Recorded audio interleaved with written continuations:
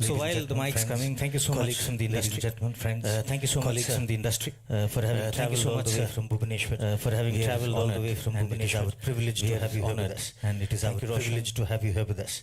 Thank you, Roshan. Thank you, Deepak.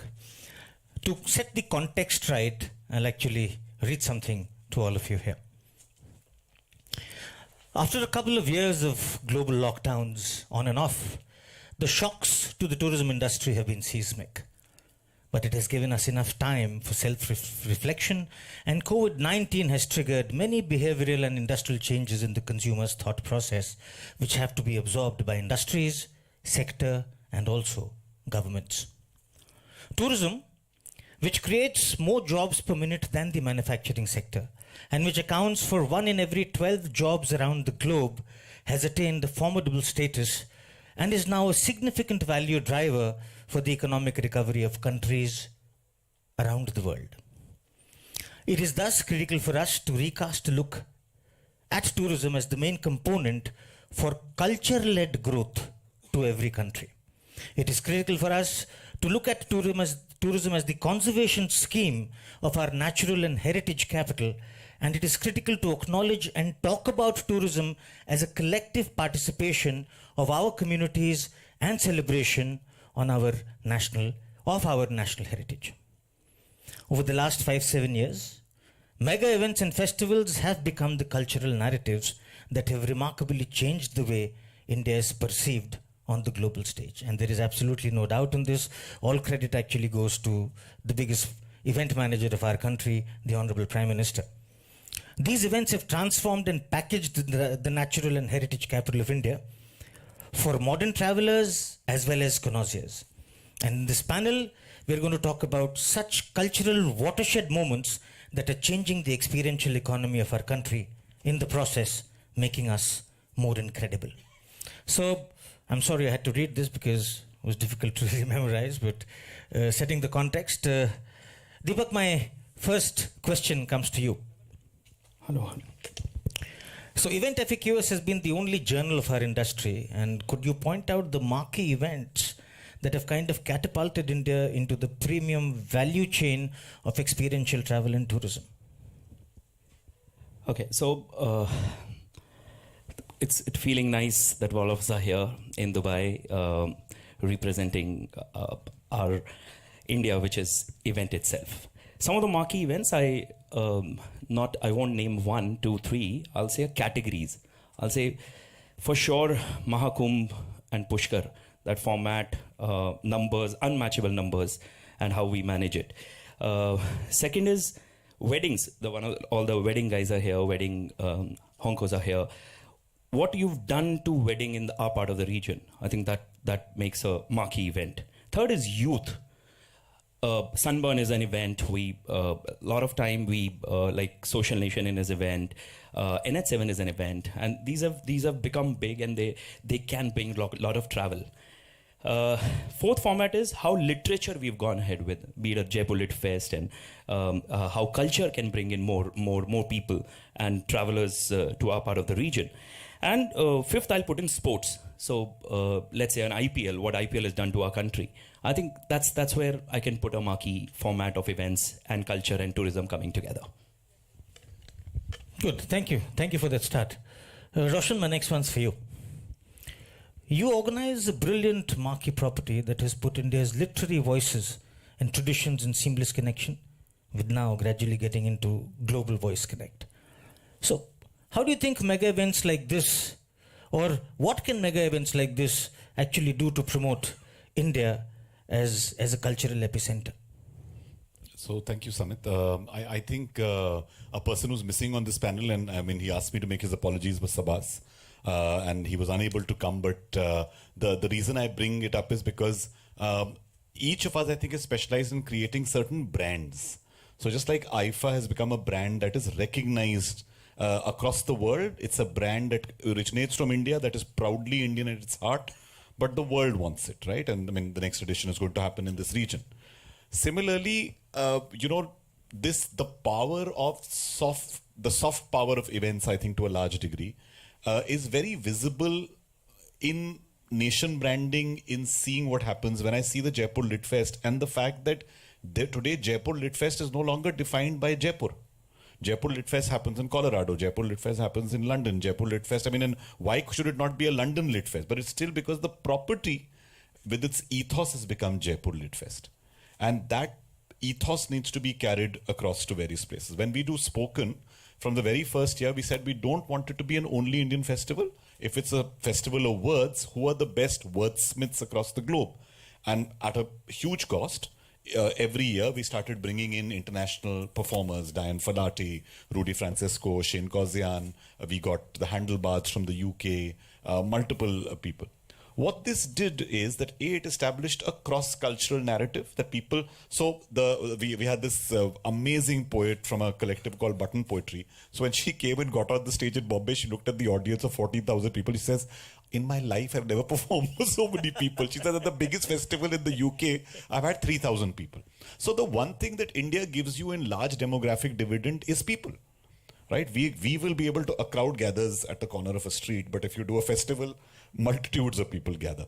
So people take these messages back. The messages of our hospitality, the way things are done, these messages go back.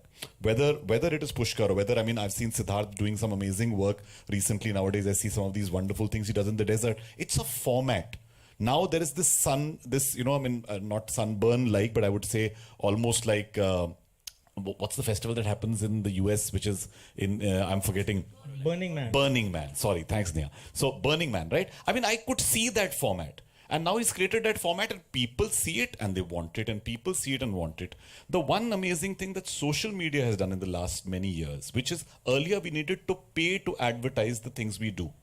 Today, attendees are the best advertising medium of anything you do. If you stand outside this pavilion and take a picture and put it out, the number of people who follow you get to know about the India Pavilion. If you do a little video and say, let's talk to Mr. Jadhav, right? So I'm interjecting here. So, Sure.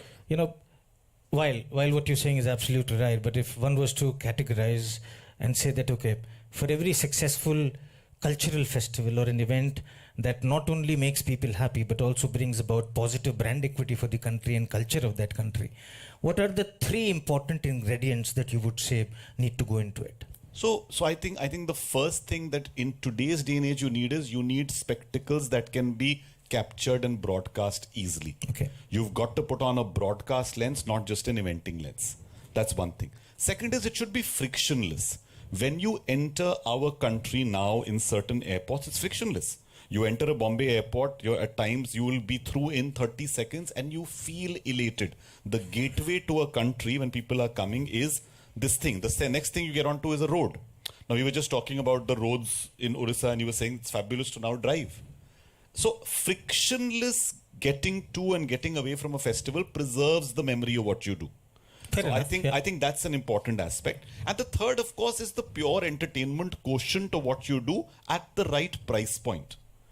When the Expo is getting lakhs of people, there are days when they reduce the entry to 50 dirhams. So there are two things that I find missing, and we'll obviously come back Sure. to that. I'm giving you my top one line, is culture, and the other is how important do we see the government in terms of its roles and responsibilities. We'll come back to that. Sure. Come to that later on, sir. With your due permission. So we, as a part of the events and the entertainment business, have been observing various states in our country do some wonderful things. The Rath Yatra, I think all of us know of the Rath Yatra which happens in your state. The Konark Festival of Dance and Music, we know about that.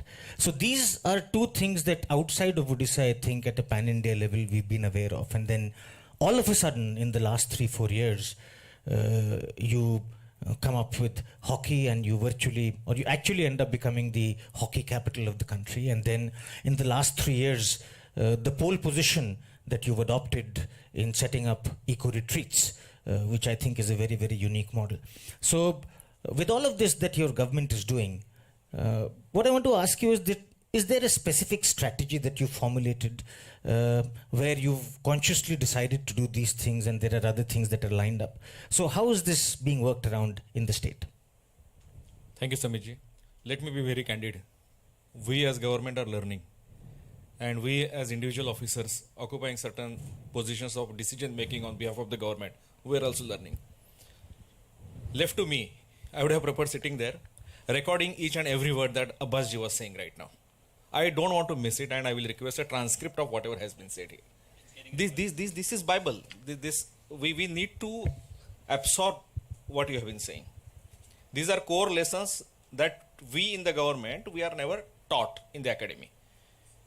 We are public administrators, and when it comes to niche areas, when it comes to domain expertise, we need such expert mentoring, I would use the word, if I may. But before coming to the point, I must express my gratitude for inviting a representative from Government of Odisha to this forum. It's a privilege to be part of this forum, wherein a gathering of creative minds and creative hands is a deadly combination. Nowhere else you can find both the things together. You create things. It's a privilege to be here, to hear, and also it's a learning experience to speak on this occasion also. Because I know I have to weigh every word that I am speaking here. I am not here to Gyan Bato. So, with this note, I would say we spoke about the role of government and event management. This is my first trip to UAE, and we consciously chose, me and my team, to fly by Emirates. Let us fly by the airlines of that particular country. And in the airlines, I have a young son. He started watching the Marvel Universe films he had missed so far. I was wondering, what should I do? I had options, I had Kindle. I saw about Dubai in that information thing. Good opportunity to spend 4 hours creatively. The Honorable Prime Minister of UAE, Sheikh Mohammed bin Rashid Al Maktoum, I saw some videos of his, and it struck me that Dubai is about tourism. So far I had been missing this thing, because I got this opportunity to come here to this place. I could get this hint of it, and today we were having candid discussion what this World Expo is about. How was it earlier? How it is today? Is there any watershed that has happened in this expo? How it is going to lead? Then I learned from the colleagues sitting on this dais with me here over the lunch that a dash of entertainment, dash of tourism, that element of event is added to this World Expo, maybe for the first time. And hats off to the wisdom and vision of the Honorable Prime Minister of this country, that they have given a definite direction to World Expo. There is no coming back from this watershed. You were asking about marquee events. Now, this is the marquee event of the world. World Expo having this dimension of event management. So far we had these events dedicated to tourism. It may be WTM, Fitur, ITB, but having this dimension to World Expo is something very special. Now, although I am representing the government of Odisha, I should speak for India. The tagline of Odisha tourism is India's best kept secret. I would say India itself is a best kept secret from the world. Now, why I say this? What are the images in public perception outside India about India?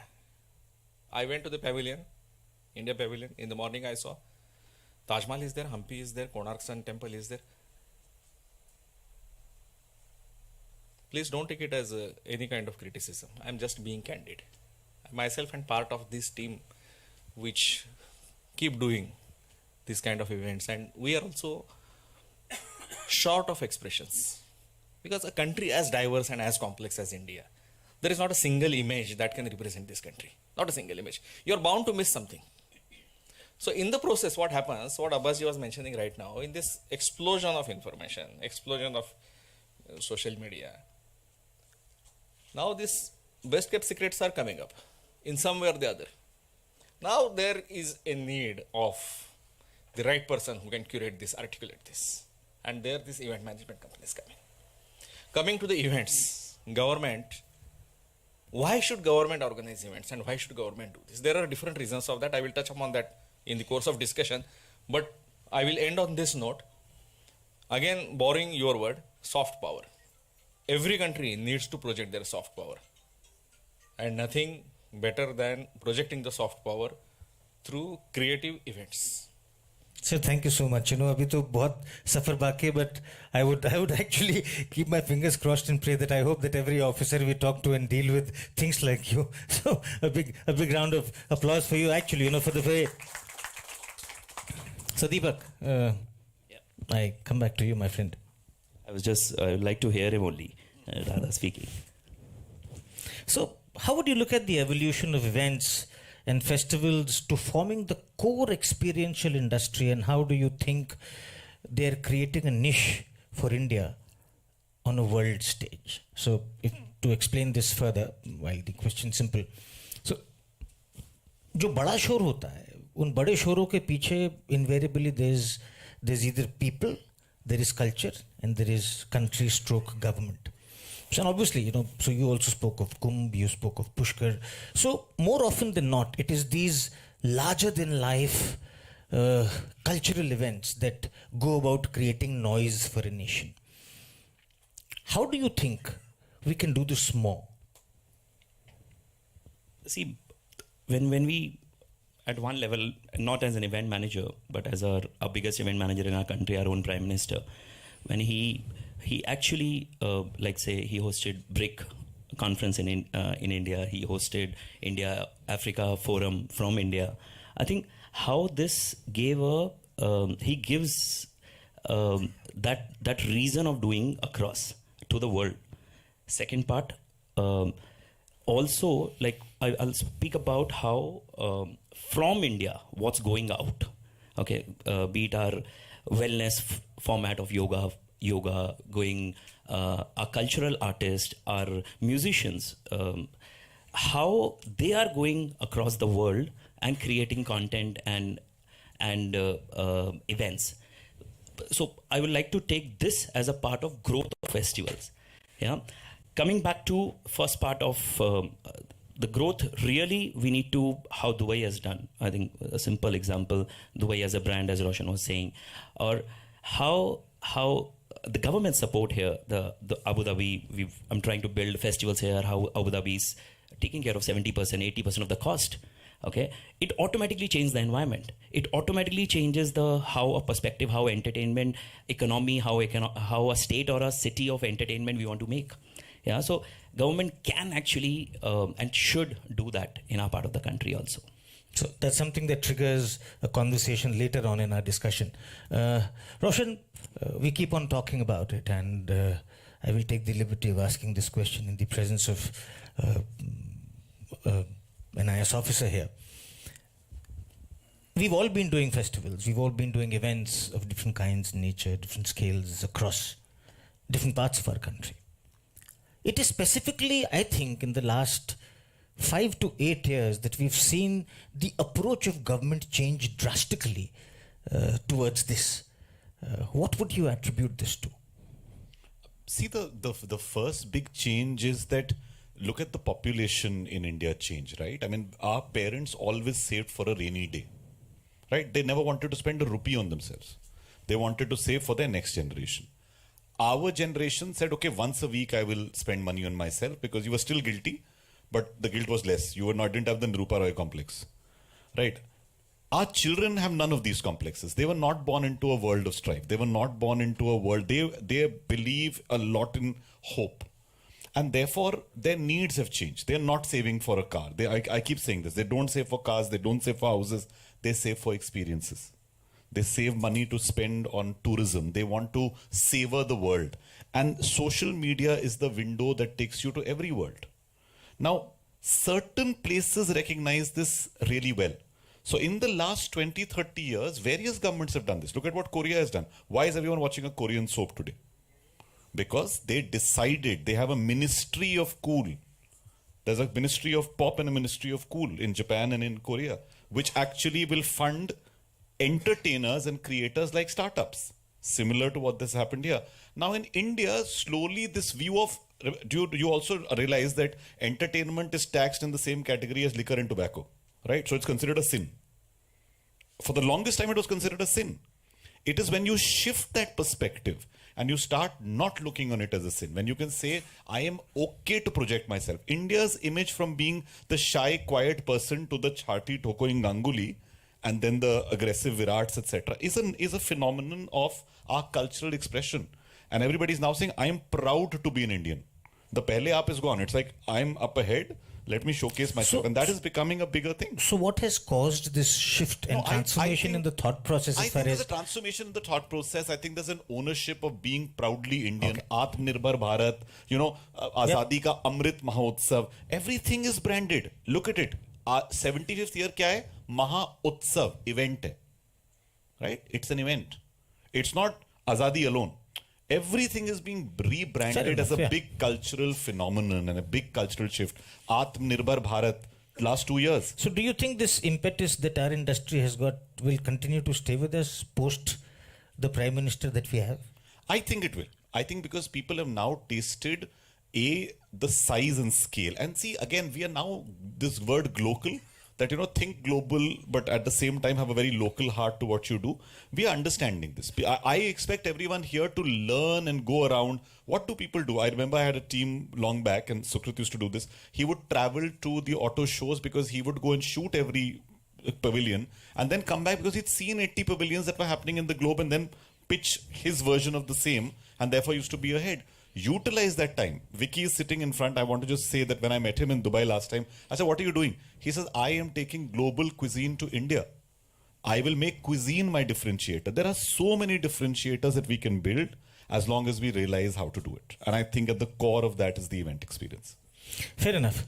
Sir, I will come back to you where we had left. So you were talking about the people sitting in this room, creative people, etc., contributing positively to all of these lovely initiatives. So what roles have event companies, you think, played in this exercise that the government has now started to pursue actively? I'll pick up from where I left and where Mr. Abbas Roshanji left. You asked me in the first question whether there is a state government strategy, to which my candid answer was that government is learning. And it was from my own experience, having spent more than 2.5 years in this particular department. I have got certain smell of this department. So based on that, I could say that we are still learning. What Mr. Roshan said, that this event things and the support of government and the requirement of government, because government being the biggest agency in a particular geography, so he said that it will continue post the present encouragement that the present regime is giving. I would go a step ahead and having a little insight of whatever I have seen over last couple of years. I would say that they are not only going to continue, they are going to explode. It will be difficult for the industry to manage the scale of occasions, events that are going to come. I will tell the reason also. Government has realized it is not the business of the government to do business. Number one, government's role is to facilitate, to project, to attract. Why this UAE government is doing this World Expo here? They want to attract people here. What interest do they have? Do they want to do this charity for people to make enjoy, marry? No, they have hardcore business sense behind that. Sooner or later, this wisdom is going to dawn upon every country, and India is not an exception. Just in the afternoon, somebody was telling me that Saudi Arabia is learning from UAE. And where UAE is today, Saudi Arabia could be there after 10 years. Maybe that Saudi Arabia and other countries, they will overtake Dubai. And they should overtake. There should be healthy competition, healthy race. And this is going to happen, this is bound to happen. Now to give examples of Odisha, for example. What is the perception of tourism in any state? In India, we are a welfare state. The role of state is to make provisions for the people. Be it housing, government's duty. Be it good roads, government's duty. Good food, good education, healthcare, everything, government's duty. Where does tourism come in? So with this rhymes well that government's duty is to provide tourism experiences to people. It may sound funny today, but that was indeed the perception of not only Odisha, across the country.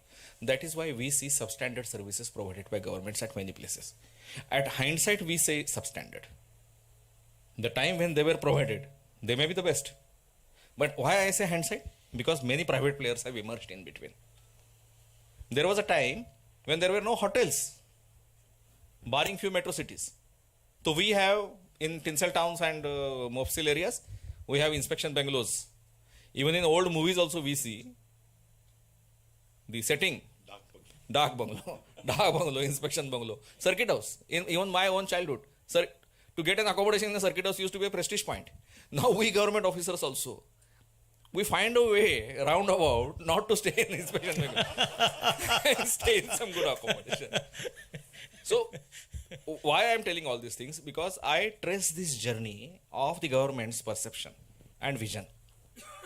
From owning up everything, controlling everything, to facilitate, to promote, to push. And this is bound to happen, this is going to happen. And what is the interest of the government in this? Once they do that, more business will come to the country. More business coming to the country, more revenue coming to the country, more funds available for the welfare activities, which is the core job of the government. Giving an example of Odisha. Our tourism budget, you will laugh at this budget. Some 4 or 5 years ago, it was maybe 30 crore rupees annually. Today, it is 500 crore rupees. And 2 days ago, our finance secretary, he met me last week. I think I had told you this thing. He said, Sachin, I am giving you 1,000 crore next year. I folded my hands. I said, sir, I don't know how to spend it, please. Don't put the Ferrari engine in my bullock cart. So, allow me some time. It's difficult to spend money. It's very difficult. There was a movie that Nasuruddin Shah. Sir, which is why we've got you here, so that, all of us can know about this, and then we can... The thing is that... Three people, by the way, just looked up the minute you said 1,000 crores you wanted to... No, it will test us, officers, government, it will test us how to spend that. Because we have to answer where you spent it and why you spent it. How creatively you spent it. We organized this Eco Retreat. It is a glamping festival for 3 months on serene locations of Odisha, hidden places, as we call best kept secrets. Konark Sea Beach, Satkosha River Gorge, 22-kilometer gorge, pristine. We know many World Heritage sites, and each of the sites that I am going to name for these 5 sites, they deserve to be in that category. Daringbadi, Hirakud, Bhitarkanika National Park, Mangrove Forest. At these areas we had this. We entered the 3rd edition this year. Till last year, we faced nasty questions in assembly. How much money you spent on these projects? How many people came? How many people availed these facilities? So they calculated it like this. For example, it is a glamorous festival, glamorous tents on sea beach, right on the bank on the beach. So we spent, let us say, 15 crore rupees on 70 tents for 3 months. And roughly 1,000 tourists they came. So for 1,000 tourists, we spent 15 crore rupees. The questions we faced: how much money you spend per tourist? See, how do governments look at these things? How does an accountant, government accountant will look at these things? They will not understand. We are breaking the old narrative and scripting a new perspective. We are breaking the old stereotypes. We are promoting Odisha as a destination, prime destination for high-spending tourists. Will spend more nights in that particular location. Konark is a place famous for this Black Pagoda, as they say, Sun Temple, World Heritage Site. Nobody stays there. It is still a village. Konark is still a village. Why? There are no monuments at places, and they are emerged as cities just because people visit those places. And Konark, having the pristine beach, just 30 kilometers away, the abode of Lord Jagannath. On the back of that beach, there is a famous Sun Temple, 1,000-year-old temple. It's a land of temples. Because people go to Konark, come back by sunset, stay at Bhubaneswar. Nothing is contributed to Konark. We organized this glamping at Konark. We generated 5,000 employment bang in Konark town itself on this one project. So we were forced, because of this archaic mindset of our accountants, we were forced to discover ourselves, and we had to justify. And in the course of justification, we learned new things, and we learned that we were doing the right thing. And this right thing was taught to us by event managers. How this product came to us? Was it our discovery? No. We were presented by somebody like you, somebody among you came to us. We can have these things. We asked for the budget. Somebody in our government sitting at the top, he liked that idea. So it could be an accident. When we started to do it and right on the beach, everybody came to stop us. Activists came later. Our own forest officials came first. You cannot have it here. Our own chiefs of our departments, they ridiculed us. Don't do this. This is cyclone prone area. You will be answerable. Whole life you will be deducting money from your salary to make good for these things. It is difficult thing. We took risk, and even in COVID times we took risk, but we had this confidence on the event managers who participated with us. I have my good friend Mr. Sanuradha here. He partners a lot of events in our state.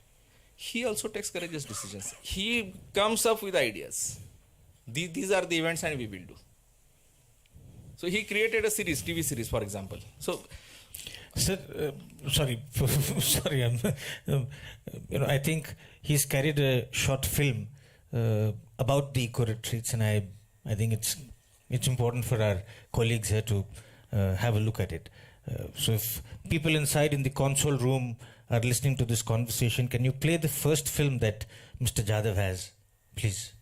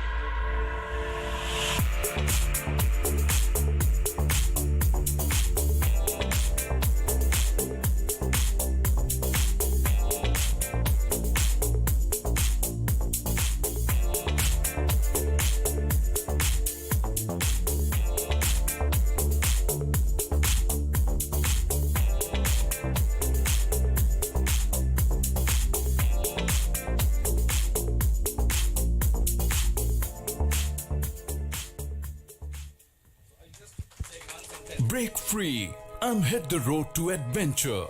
Here we have many a secret to discover. Oh. just before I would like to end on this. This was third edition of Eco Retreat. When we ended the first edition, it was only at Konark. We wanted to multiply it to more locations next year. That is last year. We had to convince hard to our minister, our chief minister, our secretaries, chief secretaries. Third year, we did not need to convince, but we had to convince that it should continue for next 5 years. So our challenge multiplied, and they did agree. Now this event stays for next 5 years. So that's why I said, and in next 5 years, many more events will come. And it's not only Odisha story. This is going to happen in every state, every country across the world. And this World Expo, that is why I express my gratitude towards the government of Dubai, UAE for this thing. They have given a definitive direction to business. They have recognized the importance of tourism, centrality of travel and tourism and events in entire business scenario. That's all. Thank you so much, sir. So I think because we're struggling with time, I would have loved to take this conversation a little forward, but three things, if I were to ask you, Deepak and Roshan and sir, what are the three focus areas you would identify to be worked upon to make India more incredible? I'll say still the events perspective, let's live India as an event. That's one. That's and like how, again, learning from Dubai, take each city, each state and the country as this and make an event calendar. And how they support an event calendar. I think if every city in India thinks like that, it can. That's very important, yeah. The third one? Soshinato. Okay. No, I think treat projects like this as startups.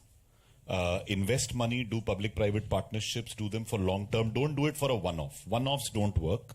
because one-offs very often you require to learn. Startups gives me an idea. Yeah, I think so. So that's we'll one talk thing, about it, yeah. So I really think that treat projects like startups for one. B, remove whatever friction, as I said. Remove friction from the path, whether it is permissions, which is what we're working on. I mean, we're so grateful that the INB ministry is now Yes. taking that upon itself, right? So, I mean, we need to do this at a state level, at a national level, incentivize. There are so many incentives available here to do these kind of projects, and the states are all in a healthy competition with each other. I'll give you this, I'll support you in the following manner, I'll provide you this at the airport, I'll give you this trade benefit, I'll give you this discount. You know, treat it like a real professional business as you need. And what I will always say is, treat anything you do as content. Treat anything you do as content, because if it is good content, that content has virality, that virality reaches out to millions, and that becomes what I'll again go back to, the soft power of anything you do lies in that. Sir, Difficult question. There are no ready-made answers, I believe. But I believe we can work as a country. We can work on two things. Number one is, as individual states should project themselves, their soft power. Collectively, India also should have certain things. Because in the list of subjects, tourism is a state subject. But nevertheless, I believe that this incredible India brand of Ministry of Tourism has a lot of scope to work on certain verticals, like we were mentioning, like cuisine, for example. India is a storehouse of rich cuisine. In itself, it's a world. Like weddings, for example. It's an industry. It needs to be recognized as such. I will give you an example of Odisha. please record this. No. Seriously. And sooner than later, if I may say or I don't say it, it's going to happen. Maharashtra has already given tourism the status of industry. Odisha is one step behind. Already Odisha has done everything that it does to industry to tourism. We have Odisha tourism policy 2016, and new policy is being drafted, and I think in this year itself it will be announced, wherein all the benefits at par with the industry will be given to tourism sector. So this is the second thing that I think we can work upon. And third thing, if I may say, like I said, these events should not be seen as entertainment. Events should be seen as a magnet to attract business. If that perspective is settled down in the government, that will definitely help. I got my third one. My third one is, we should do Expo 2020 in India in 2035. If that answers. Fantastic. Thank you so very much. Thank you, sir. Thank you, Roshan. Thank you, Deepak. Thank you, friends. I don't want to get off here, this chair yet, but I have friends waiting. Thank you.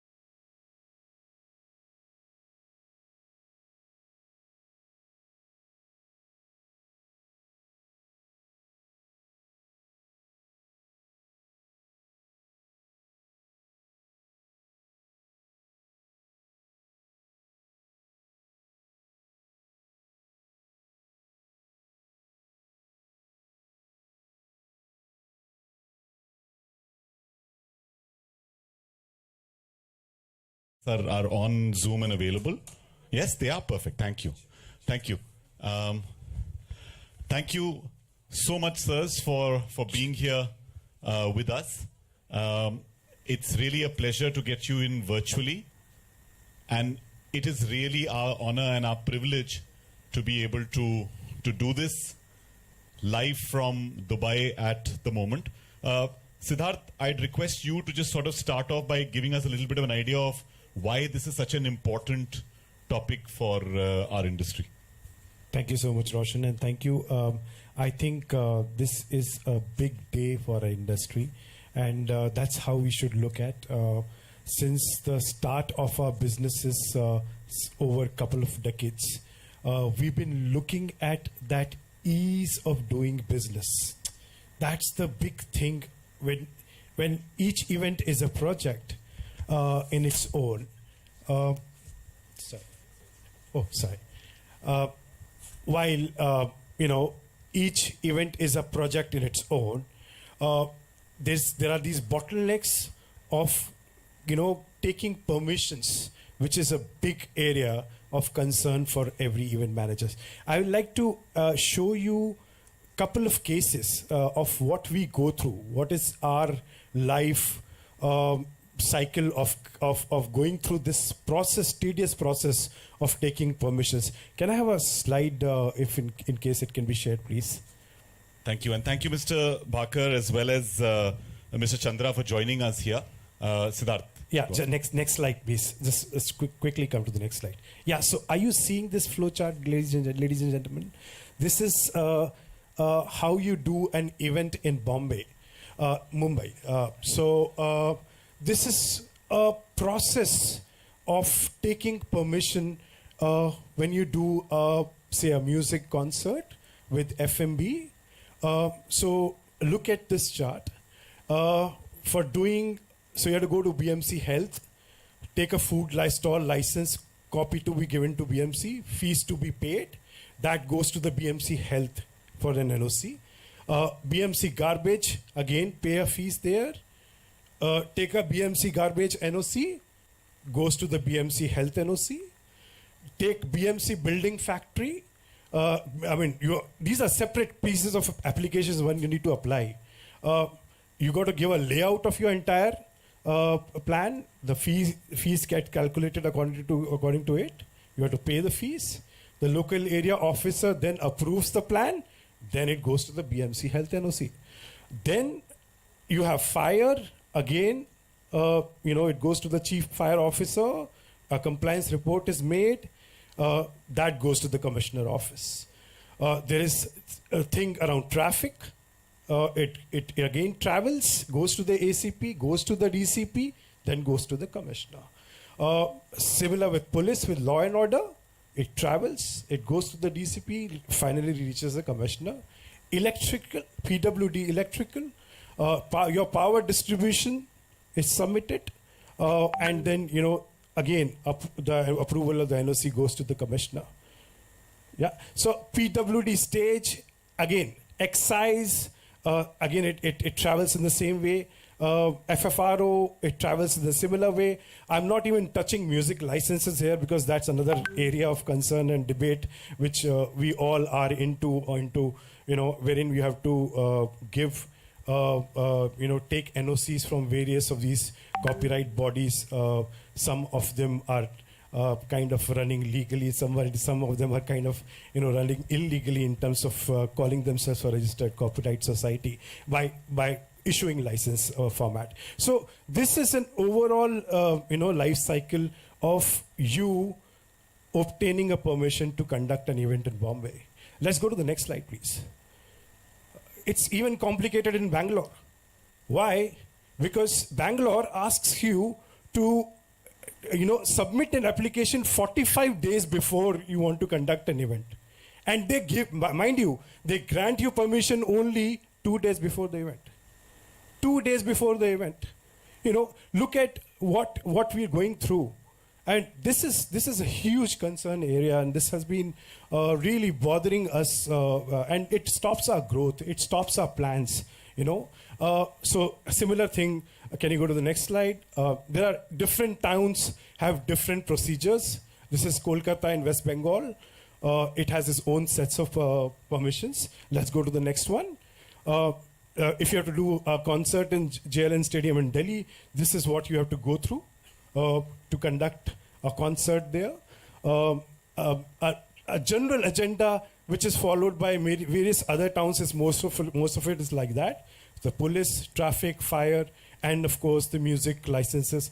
So this is what I've kind of shown you. Thank you so much. You can come back to the main screen and have our respected sirs there who are waiting for us. So I hope, Roshan, I've kind of shown you. No, absolutely. Yeah. And thankfully, when we spoke to the Information Broadcasting Secretary, Sri Chandra, he and his team have been so forthcoming and helpful. So thank you once again, sir, for being here with us in Dubai. That round table that we did was such a shot in the arm to us as an industry. And Mr. Bakar, who actually, the NFDC took it upon themselves. So I want to start with, Mr. Ravindra Bakar, the CEO and Managing Director of NFDC, to just speak about the one-window film policy and how that has led to this single-window clearance process that we've begun. Mr. Bakar, over to you. Yeah, good evening, Mr. Roshan. Good evening, sirs. And good evening to all the panelists and the viewers. As this topic is very close to the Secretary Sir also, and in the last few meetings in the ministry, this was on our top priority. And as you know, there is a large boom in the online gaming, the reality TV, and the interactive OTT content. So there is an increased need of engaging through the live events in this scenario. So even after the pandemic, you can see the revenues from the organized live event segment started picking up again due to ease of various restrictions and due to the large-scale vaccination happened in our country. So ministry basically took cognizance of this, and then it was being decided we should devise a single window permission facilitation mechanism for the event management. And in the last meeting in the ministry, Secretary Sir emphasized on to start with media and entertainment segment, because it's in such a huge sector, so it's really complicated. So in this regard, the Film Facilitation Office, which has an experience of granting permissions for the international as well as the domestic filmmakers, and it has to similarly go through a number of stages and the agencies involved into this. So with this expertise, the FFO was entrusted with this job. And the FFO is very closely working with the National Single Window System, NSWS, of the Invest India to develop this single window system. We had a few introductory meetings with the EMA team also in the month of December and January, where we tried to understand this whole ecosystem of this event management. And we could get some very valuable insight about this sector. So we are framing a few do's and don'ts about this thing, and we came to know about the number of agencies, the central and the state government agencies involved, the kind of permissions involved, the challenges in this sector. So we are working on fast track to come out with the single window system as early as possible. And in fact, I would request EMA team also to come out with an AV in this regard, so that they can give a detailed insight, into the magnitude of this event, live event sector, the kind of direct or indirect economical impact it have on the country, the kind of employment generation it could have. Then through FFOs, we will share this AV with the state government, so that we all can align, to achieve this goal, which was awaited long back. So that's it from my part, and now I'll hand over this to Mr. Roshan. Thank you.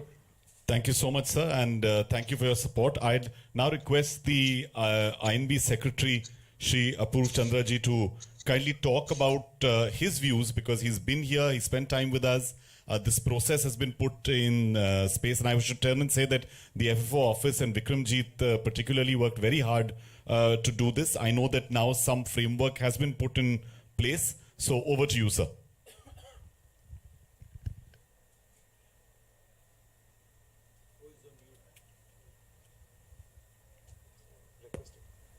They're unmuting. So I think they're just unmuting. Sir, you are on mute, sir. They're just unmuting it from. Yeah, it's done, sir. Yes, sir. We can hear you, sir.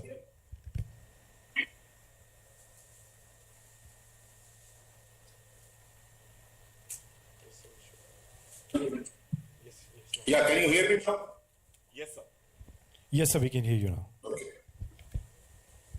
Yeah, thank you, Mr. Roshan and the other panelists.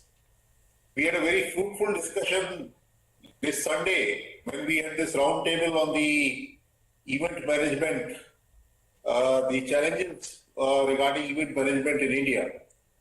And then the participants from Dubai, they were saying that the city has been built around event management. 5% of the GDP is contributed by event management. This shows the kind of scope which event management has, because it attracts the best in the world, it becomes a destination, and it gives an impetus to tourism, apart from providing employment and various other advantages.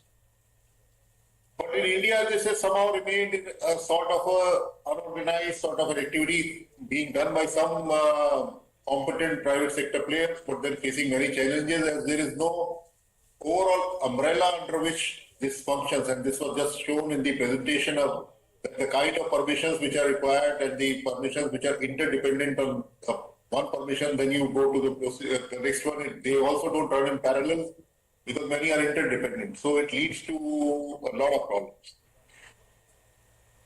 A large number of these permissions are given by the city governments and the state governments. But some of the governments have realized the importance of the event management, and they have started actively facilitating events. But at the same time, since there is no overarching umbrella under which this functions, we on my first visit to Mumbai, when Mr. Roshan Abbas has raised this issue, we had decided that along with film facilitation, we'll take it up under the umbrella of the Film Facilitation Office of the National Film Development Corporation. And I'm happy that today a beginning has been made. We are launching this particular facility. This will be a work in progress. We will depend on the EMA also for support, because our people are also not really very much aware of how this goes about. But then we will depend on your support. We have to work together with you so that we can ease the compliance burden for organizing events and make India a world-class destination. It is true that new infrastructure is coming up.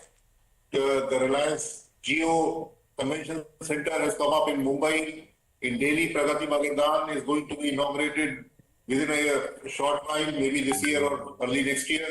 So we are going to have international class convention centers and even locations at which events can be organized. But at the same time, there will always be occasions where events are organized in open grounds or in public places, so which require more of compliances. So we have to work together and try to facilitate this. We in Ministry of Information and Broadcasting, realizing that this is a very, very important area, and the event management agencies face a lot of problems, because as was mentioned that sometimes the permissions come only on the last day and there is a lot of uncertainty going along. So we should create a single windows facility where the states and the city governments are connected, the municipal corporations are connected, so that we can follow it up. And also we should prepare an umbrella model guide on how the permissions can be given and what sort of facilitation can be done. So on this we will continue to associate with EMA. I very much welcome this initiative from EMA, and we look forward to more and more events of world class being hosted by India. Thank you. Thank you so much, sir. Thank you. And ladies and gentlemen, the process has begun. The framework has been put in place. There are proposals of certain number of states that have already been put there. Invest India is working on the same along with Invest EMA. India has come with 6 states which are ready to partner already.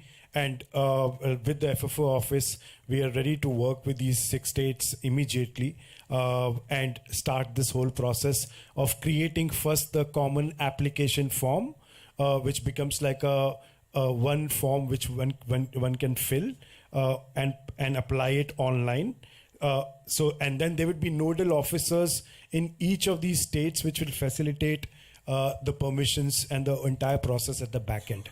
So 6 states have already shown their interest and we're about to begin this. So, ladies and gentlemen, what happened as a start some years ago, I think it has taken all the efforts of EMA over the years, our past presidents, our secretariat, and I would particularly say that this was a very passionate project that was led by our team here. And Siddharth, really, really thankful to you and everybody in our team who's worked for this. Thank you, Mr. Chandra, for your support, sir. We will continue to engage with you. We will be back with you. Our other suggestions that we had made during your discussion here. So in Delhi, we will be meeting up soon on the other matters that we had discussed here.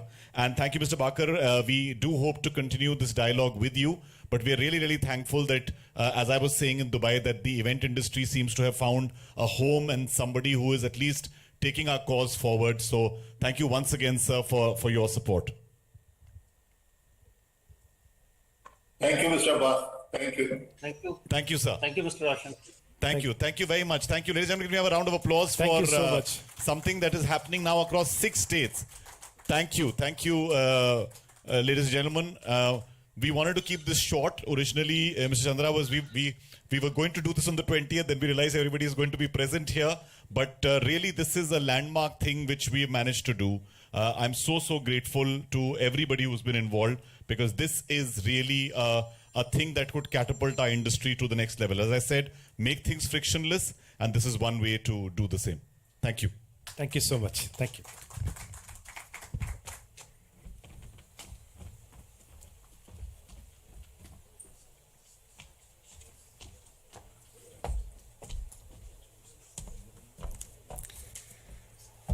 Thank you, Ema, for all the lovely work that you guys are doing to really catapult the events and experiential business in India to greater heights. Ladies and gentlemen, for our next session, I'd like to bring on the Secretary of EMA, Mr. Deepak Pawar, and the Vice President North, Ms. Prerna Saxena.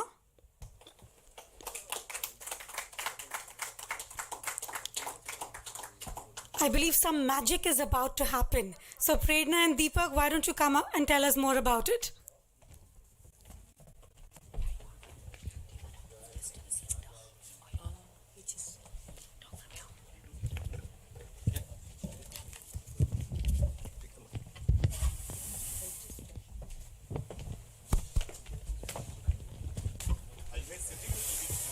You can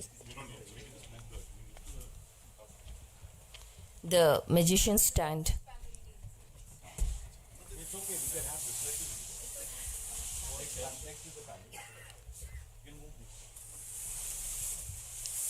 So good evening everyone, and I think we've had such breathtaking sessions. Thank you so much for being here, and thank you Roshan, Samit, everyone, honorable ministers who've taken time to be here. This has just been incredible, like Incredible India, and I can almost pinch myself because I've been telling Roshan that can't believe it's happening. We all have been really working towards this, and it's finally happening. So I'm really emotional and really happy that we are putting our industry on a global platform, and it's amazing. So the first thing, why? The first thing is when we talk about the app, okay? What was the idea? The thing is that... Vicky, just get the presentation on the screen. Yeah, sorry for this. The thing is that our industry is going from a nascent stage... Presentation. ...to... Okay. I can just introduce till then. I'll just introduce till... Yeah. The next slide, please. So, I am getting into why did we think of making an app. There are hundreds and thousands of apps which are right there. Why does EMA need to have an app? So the first thing we realized that our industry is going from a nascent stage towards maturity, and we are growing at above 30% every year. Now, what do we need? The first thing is a need of a structure. We need to be structured, organized, and how can it happen? Maybe say 10 years earlier it was not possible, but now we have technology to support us. And what we realized is that we need to develop our ecosystem, and our industry only grows as much as the ecosystem grows. So we said we need to develop the ecosystem, and we need to have the relevant database. We need that every vendor is rated, because maybe there is a problem statement in industry which says that we do not know what kind of work a partner or a vendor who's doing, and we needed it through the industry veterans. Some people told us that it will be maybe one more Vedme Good or another app. I said no, it's not going to be that. Why? Because it has to be a vendor or a partner referred by an EMA member. So the referral system, because the most important thing when you are trying to take a partner on board is, how do I trust this person? Will he deliver? Will he not deliver? And that is when the rating system, the feedback mechanism which is there, which will come in. And there will be categories within categories. Here we will also empower people at a point, like the freelancers, the 2D designer, the graphic designers, to put up their work, and they get visibility. I'm going a little off, but I'll tell you a little story. I had a pedicurist coming in, and she said I was a graphic designer. I just looked at her and I said that we at EMA will try that never another graphic designer has to turn into a pedicurist, not demeaning that profession, but someone who doesn't leave our industry. Why? Because she or anyone doesn't have the visibility to our ecosystem. So when the partner ecosystem merges with us through this app, and we have a feedback mechanism saying, okay, this person is good, this is when we will take the industry to another level. And this is what this app will do. Next slide, please. So, No. yeah. So basically, I have explained in short what it will do. And again, it will be verified when vendors through referrals of our members. And it will also enable us to put any new technologies or ideas around through this platform. So now I'll ask, while I've put the soul about what is Imagic, Deepak is a heart who's been working on this for many years, and he will take it forward from here. Thank you, Prerna. Prerna, be around. Important, this was something that was thought long back by the earlier system also, and we were looking at EMA as such today. In India is the apex body, and it covers the entire gamut of all the ecosystem that we are talking about. Now, how do we get this ecosystem onto one particular platform and let that be verified by people, the users, also along with? So I would quickly take you to the next slide. Just take me to the next slide. So source and consolidated database of service providers and event managers, geolocation based service providers to help event managers in times of contingency. So be in any place that you are or any part of the country you are, probably you would add later on the globe also onto it, or more areas that we work with across the globe. But first, to begin with, we would want our Indian ecosystem to be completely covered onto this. Then user details provided will be verified. So each time it's not just that somebody is uploading. So the vendor would be able to upload his data, but at post verification is what their database would be. We will be able to access it or see it. Move forward to the next one. So feedback mechanism. Now, all these service providers, there are, if you go to one particular segment, there's a category A, B, C, D, E, F. You have just let's look at sound and light as vendors. Okay, so you would have some kind of an rating system. Also, you would have feedback from each event that's happened.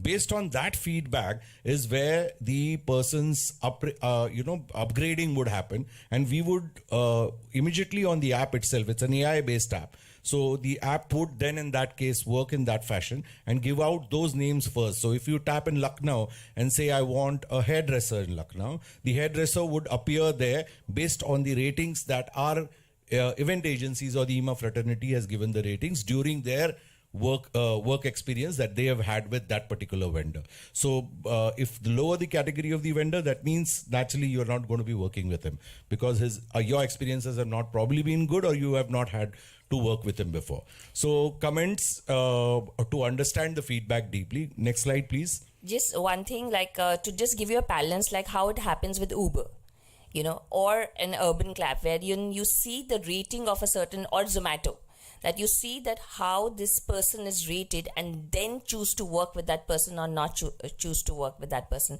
So something on those lines is what we're saying. And also his rating will enable him to be found, like if he's really highly rated, he'll be found faster. Yeah, and IMA being the nodal apex body, as I said, being an association today, okay, is not commercially inclined towards making revenues of this. So it would have this whole ecosystem set up in such a way that it would work in real time in a correct fashion, and will be the biggest help that our industry would ever require.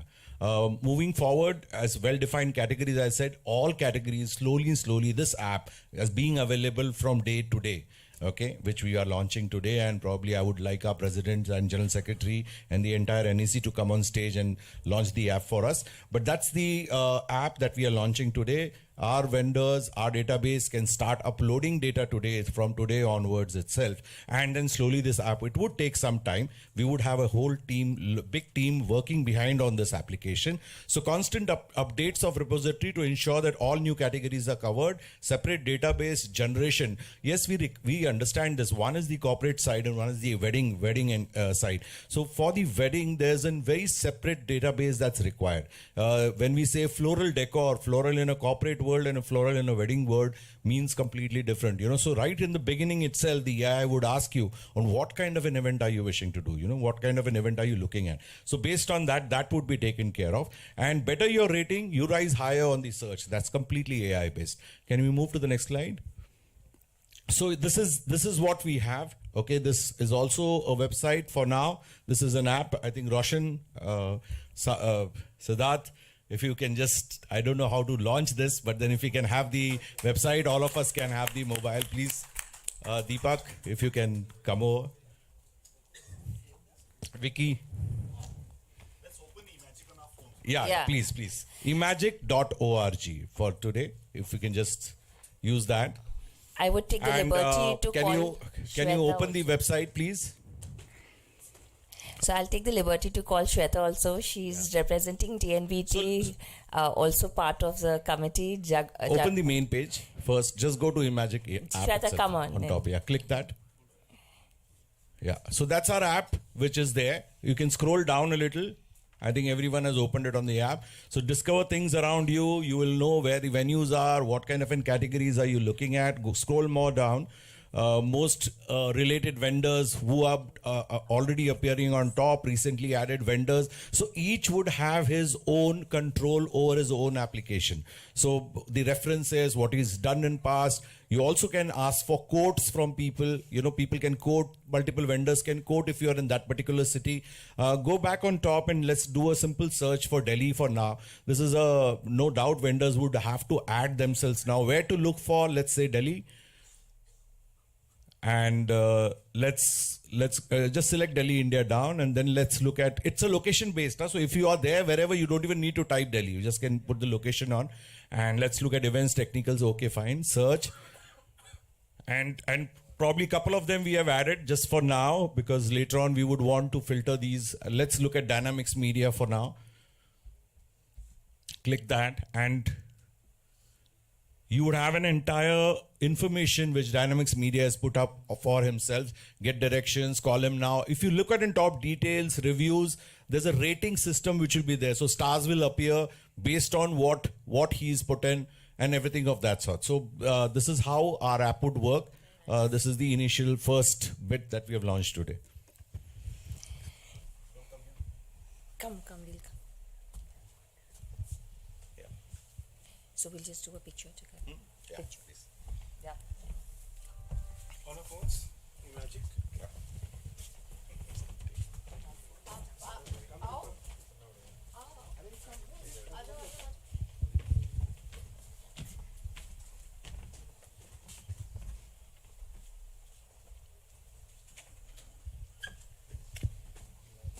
Yeah, imagine.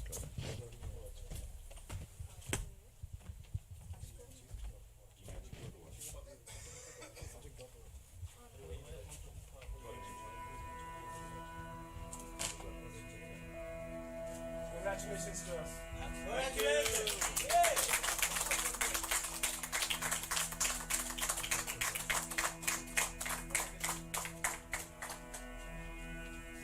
So thank you NEC for allowing us to do that. Thank you Prerna for working so hard days and nights on this. Thank you, Prerna and Deepak, for really doing this in a Godspeed time.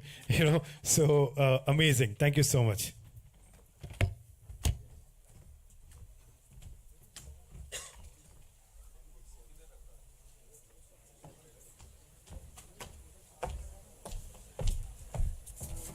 Congratulations to the entire team who's managed to infuse technology into a very disorganized, industry all across India. And I think with technology comes efficiency, and with efficiency comes growth of an entire sector. So once again, hearty kudos and congratulations to many more celebrations in the future. I would also like to mention that we have an after party happening today at the Palazzo Versace starting 8 p.m. So for all of you who would like to come in, shake a leg and have some healthy conversations, please do drop by at the Palazzo Versace starting 8 p.m. Not like Couples. Compulsory. Okay. I was like, couples? All right, super. In our next session, we're talking about the business of weddings. And for the same, I'd like to bring in our moderator, Aarti Mattu, Vice President West, EMA. Along with our esteemed panelists, the Executive Vice President of EMA, Samit Garg, Vice President North, EMA, Prerna Saxena, General Secretary, EMA, Siddharth Chaturvedi, Managing Director at Tamarind Tours, Mahesh Shirodkar, the wedding company, Sandeep Sidhwani, and the Vice President East of EMA, Vicky Tulsian.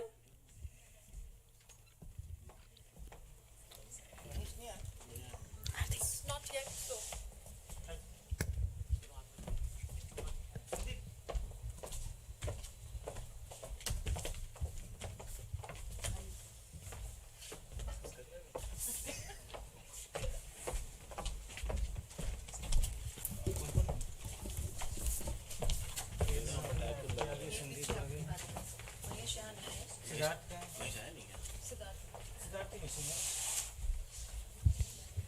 Can we have Siddharth Chaturvedi also?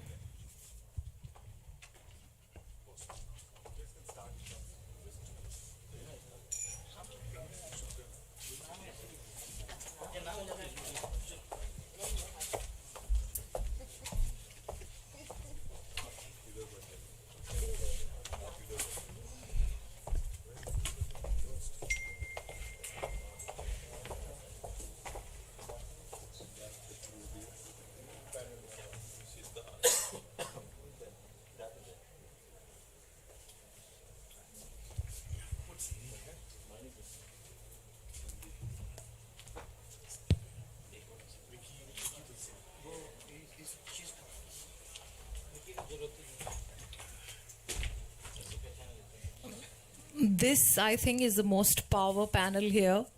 अगर इसकी यहाँ net worth निकाली जाए तो वो figures शायद हम बोल नहीं पाए यहाँ पे. So we have Prerna Saxena, of course. We've just met her. Siddharth Chaturvedi, who's given us an entire lowdown on the single window clearance. We have our friend Sandeep Sidhwani here, who represents Dreamscraft Decor and Wedding Company back in Bombay. They also have a foot in Dubai now. We also have his wife to accompany here with us, sitting in the audience, Preeti. Thank you for joining us. We have Mr. Vicky Tulsian, who's making inroads and waves into the gourmet business into Dubai, and of course is a wedding veteran in India already by the name of Miraj. We have the master here who we keep getting inspired from, Mr. Samit Garg. Guruji bhi hai hamare saath. So we'll try and do the best and make the best of this session. Unfortunately, we don't have Mahesh Shirodkar yet, but if he joins, we'll definitely call him over and ask him to join us. So we're here to deliberate on the most favorite topic of my life, which is weddings, the glamorous business of the experiential industry. The business that's close to millions of hearts, not just because of numbers, but also because of the nature of the business and it being the driving factor of the social event space completely. If I may add, in the last 2 years, this was the survival business of the entire industry. Past 2 years of the pandemic that we encountered. This was the only up and running business, apart from the digital, of course, which kept us going. And so lines are blurred. Yes, a lot of people are going from corporate to wedding industry and wedding to corporate industry. But more the merrier, and it's a 50 billion plus industry that we are talking about, the market size. And considering India, we have half of the population is below 30 years, which means all of it youth. So imagine the number of weddings. So I think we are going good, and from that point of view as well, as far as our country is concerned. As Roshan just now said, that this is a remarkable day of some brilliant announcements, and all of us at EMA, including the members, we are all very happy to make these announcements, because this is a big day where we've set out to do certain things which lay path for future as well. I'm referring to the special council that is being formed here. May I have a slide also of the wedding council that we have formed here with us. All the masters of the wedding industry are here on this slide. Some of them could not make it with us here, but they have promised their time and commitment and mentorship and guidance to be working on this council. The key objectives of this council are basically to work for the betterment of the wedding industry, specifically of the professionals internally, externally, of the entire ecosystem of the supply chain, what we need to do with the clients and how better we could represent ourselves to the government bodies, what we need to do for the safety measures, because it involves families and children usually, and all the other things that we need to look at, from F&B to supply chains to technicalities to the business of weddings per se. And we are very grateful at EMA that these are the names that have actually committed their time and will be working with us very closely to better this industry. Some of these people from the council members are already here also. I'd go quickly across the panel here, starting from Prerna, and wanting to ask you, Prerna is very passionate about India being a global destination. If I may take on from that line, Prerna, and ask you, what do you think is the potential that India holds to be a global favorite destination for weddings?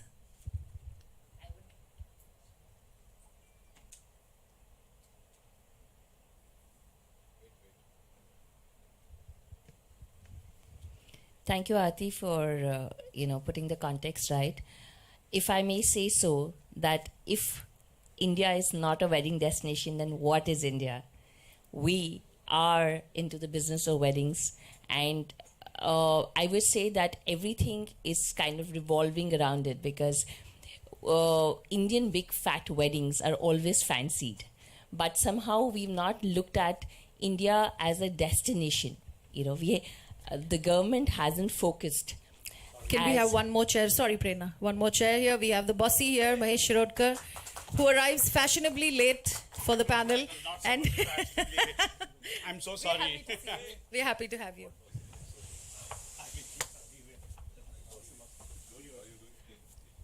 एक और chair. आप बैठो, please. No, sir.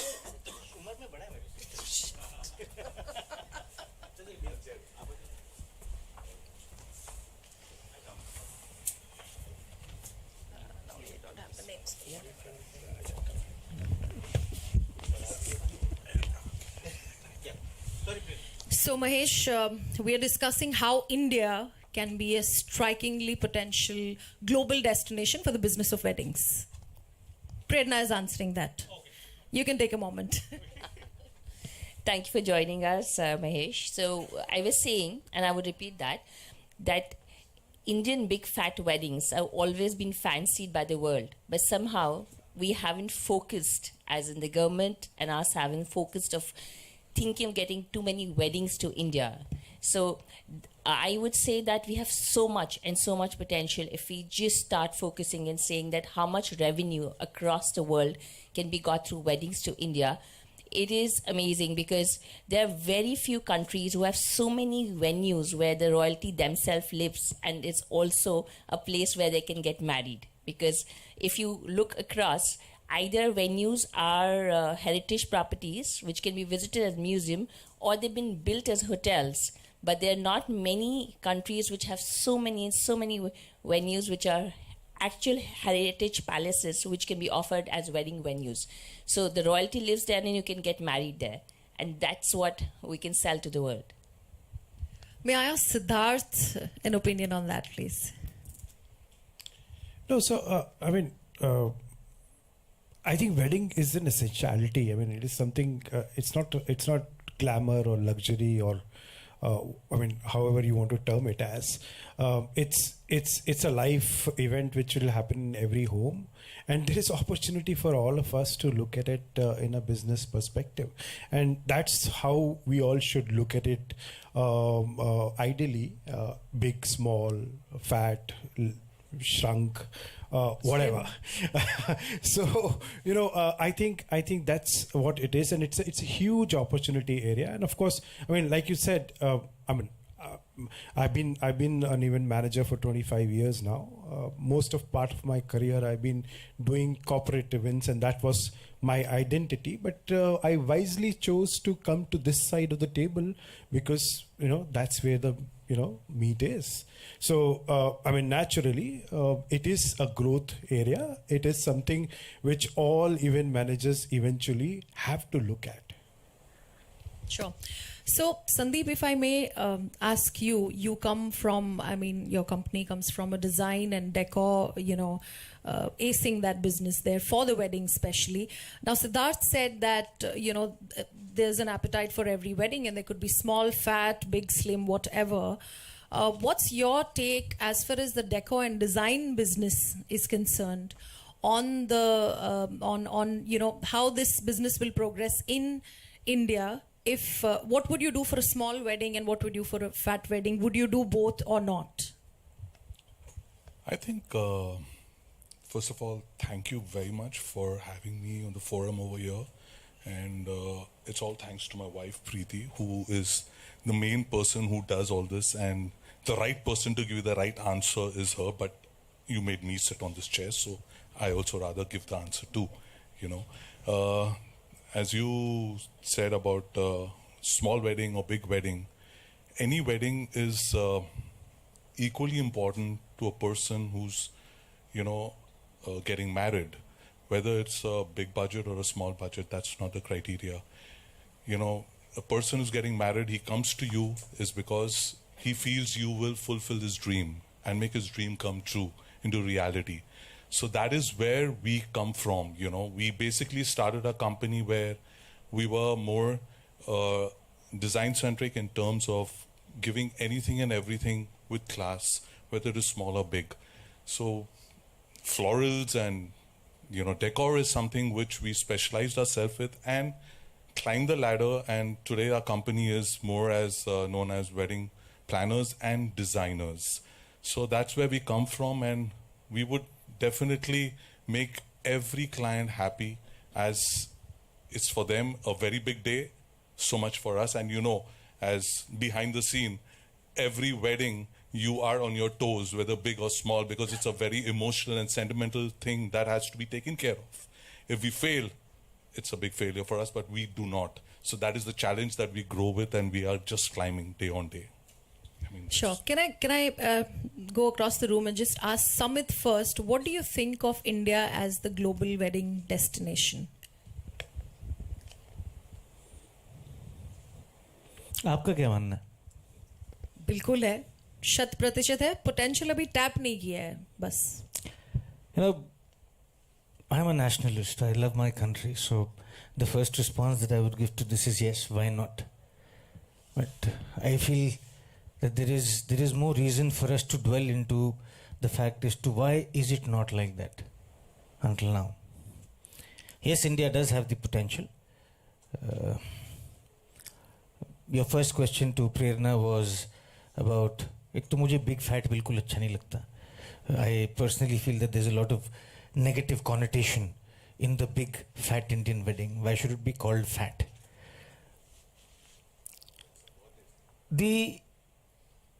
I personally feel that weddings is something which is very, very cultural to our society. तो हमारे यहाँ शादी होती नहीं है, हमारे यहाँ शादी का उत्सव होता है. We celebrate weddings, and which is why the scale and size of weddings is what it is in our country. You go to the western part of the world, it's a one-day celebration. Most of the people just get into a church, do a lunch after that, and the wedding celebration is over. So to get India to that position where you actually want people to come into the country and celebrate those weddings, it's important for us to understand which other parts of the world do people celebrate weddings like this. Because you cannot be going to South Africa and selling India as a wedding destination because you don't have consumers, you don't have the audience in South Africa.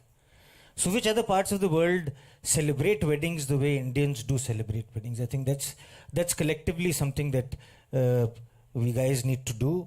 And then, as we have discussed in our earlier deliberations with the Ministry of Tourism, with Arvind Singh Ji in that conversation, appropriately we need to then start marketing India as a destination to those countries which we think can become potential buyers for our destinations, forts, palaces, culture, whatever you may call it. So I am bullish, but I am not at all bullish about the practices and the strategy that we have until now been working on. And I think that is where all of us need to collectively mend and make sure that we start to walk in a common direction.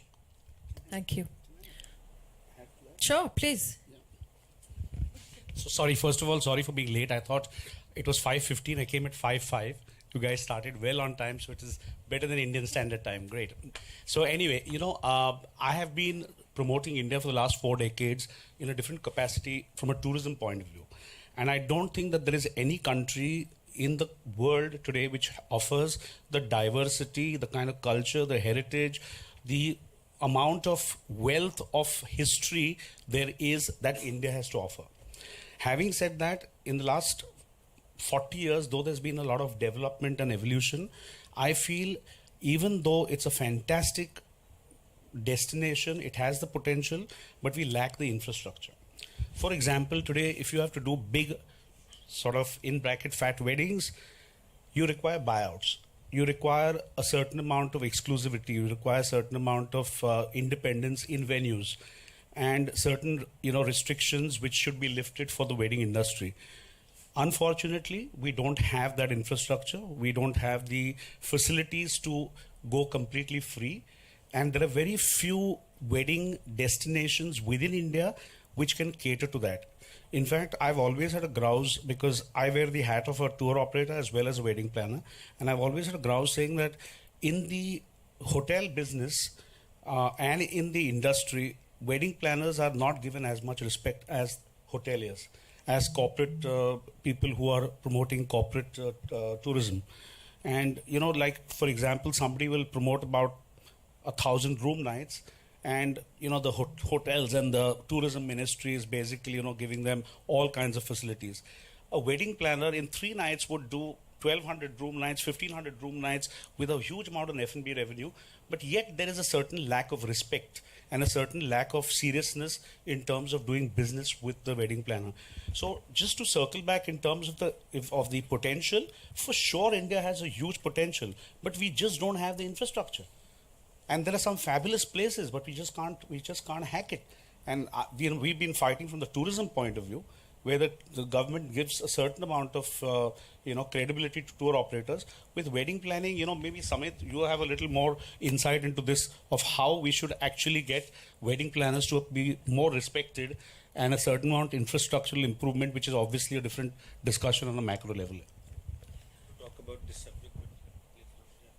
No, please go ahead if you want to add. A few days ago, some of us were sitting down and generally having a casual conversation on this very important word that you used just now, which is called respect. And I think we as an industry have, in the last 5-7 years, collectively failed here. We have not been able to stand up for ourselves, and we've not been able to stand up collectively for each other. Which is also one of the reasons why the others probably get more respect than we do. Which is also one of the reasons why we do not get the benefits, privileges the way many others outside of our country or other bodies or associations do. मैं एक छोटा सा किस्सा सुनाऊंगा but I think people will be able to correlate better. We were working on a wedding in Antalya, and there was a Wishcraft participating in that, and there was Michael working on that in those days. Showtime was participating, and we as E-Factor were involved. And the client, big family, everybody knows about them, was trying to play one against the other. And a couple of days later, I learned that Michael had made a statement to the family that, Mr. So-and-so, you're already speaking to Samit on this particular event. Why are you speaking to me? Either you decide whether you want to work with him or not. I don't think so. This is a fair practice. So Michael had the courage to say something like that, because he was aware that an industry colleague is working on it parallelly. So that's how respect comes. Without having spoken to me directly, he made a statement like that. So he got my respect. The family started to respect both of us for what we do professionally. पिछले 4-5 सालों में मैंने देखा है कि मैं जाके कुछ कहता हूँ तो दूसरा कहता है अच्छा वो 50 रुपए में कर रहा है मैं 25 रुपए में कर दूंगा. So respect is something which is very important, because ये हम क्या कर रहे हैं? I don't think so we'll be able to elevate our position and our stand if we continue to work like this. So while business is important for all of us, but you can easily, create segments. You can create tiers. Okay, these are the people who do this particular bracket. This should ideally be the fee structure that one operates with. In this particular bracket, this could possibly be the fee structure, because the 25-30 relevant people who are coexisting happily in the business then will be able to work happily together. ये ज़रूरी है. So, and you go out, when we compare India to other parts of the world, this is the practice that is already being practiced in developed countries. So respect is important. I think it's brilliant. I'll add to this. We as planners, definitely need to understand what is a negotiable point for us. We need to draw a line कि इसके नीचे हम नहीं जाएंगे. What is happening incidentally is that what Samit Bhai is doing, to do it better, will go down. But what is the limit of going down? And that is what the client is playing against us. So we really need to understand what is the line we should go down, and what is the kind of structure we need to work. COVID, for example, has given us a big jolt. And one wedding which has got postponed, we have been doing the same wedding we are doing for thrice. 3 times doing the same wedding without increment in the fee structure. Airlines are not saying we are not refunding money. Hotels, money is your responsibility, even though the client has taken the responsibility, while when you teach them, okay, this is not right, this is not wrong, and you take the responsibility of that entire money. This is where one statement that Roshan always makes. He always makes that statement. And this is where that statement comes into play. The responses that those people are giving are not people responses. They are systems that are responding. In our particular case, we as individuals respond to the client. Yeah. And that is also a problem in the way we are operating this particular business. I think Samit भाई ना बोलना बहुत important है कभी कभी ये ना मैं नहीं कर सकता that is a better way of addressing that problem rather than creating a problem for the entire industry I think it's brilliant. This panel is progressing into my next thing, which was fair practices. So it's just a natural progression. So I'm glad we touched upon that because one of the objectives of the Wedding Council is also to delve and work towards fair practices, whether they are to do with the hotels, venues, to do with the tourism boards or the clients in the first place and then down the supply chain. So do you want to add anything on the fair practices, Samit? I personally am not a very big fan of this term because It's very racist. Sorry. as long as I know in my mind that what I am doing is the right thing to do, I consider it fair. What I think is the right thing to do may not be the right thing to do for But her. don't you think we have collective voices here which are Collective speaking the voices same are thing? for policies. Policies and fair practices are two different things. So what may be a fair practice for me may not necessarily be a fair practice for you. Yes. So there are rules and definitions that should definitely be put on the table. As far as the subject that we were talking is concerned, by नीचे गिरोगे तो कितना गिरोगे? Or commission structures, for example. So we are very, very proud of the fact that we operate on a management fee. We've never taken kickbacks. So kickbacks लोग लेते हैं. That's a model of the business worldwide. So to what limit, to what extent? Because so these I think will become fair practices. हमारे यहाँ बहुत conversation होता है supplier का payment रुक गया है इसको रेगुलेट करना चाहिए कर ही नहीं सकते nowhere in the world do you have but for the newspaper advertising business and travel where you've already consumed a product. I don't think so there is any other industry where there is a payment guarantee mechanism that has been put in place. You can't do it because it is subjective. It is working back to back on how your client is being, is behaving to you as far as payments is concerned. So fair practice is fine. As I said, my inclination towards this subject is not that great. But दो तीन basic चीजें हैं जो which should, as far as integrity of the organization is concerned, yes. All of those things can possibly be put on paper. But beyond that, I don't know. Yeah, health, yes. Subjugation of the labor class, definitely yes. So all of those things I think are human. They could possibly be put on table and we can work on that. So I'm sure others have much more to add to this. Siddharth wants to make a point, please. No, where did you see me laughing? I wasn't laughing at all. Yeah, I always smile, right? No, so, I mean, fair practice, I think, again, we can coin this word in a better way, I do believe too. We need SOPs in everything we do.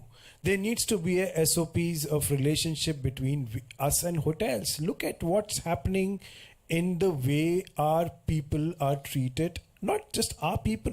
I mean, आप hotel के पास उनको weddings का सारा business चाहिए but they don't give basic amenities like water and toilets and forget about switching on the ACs on a 45-degree temperature thing for 8 hours before the show.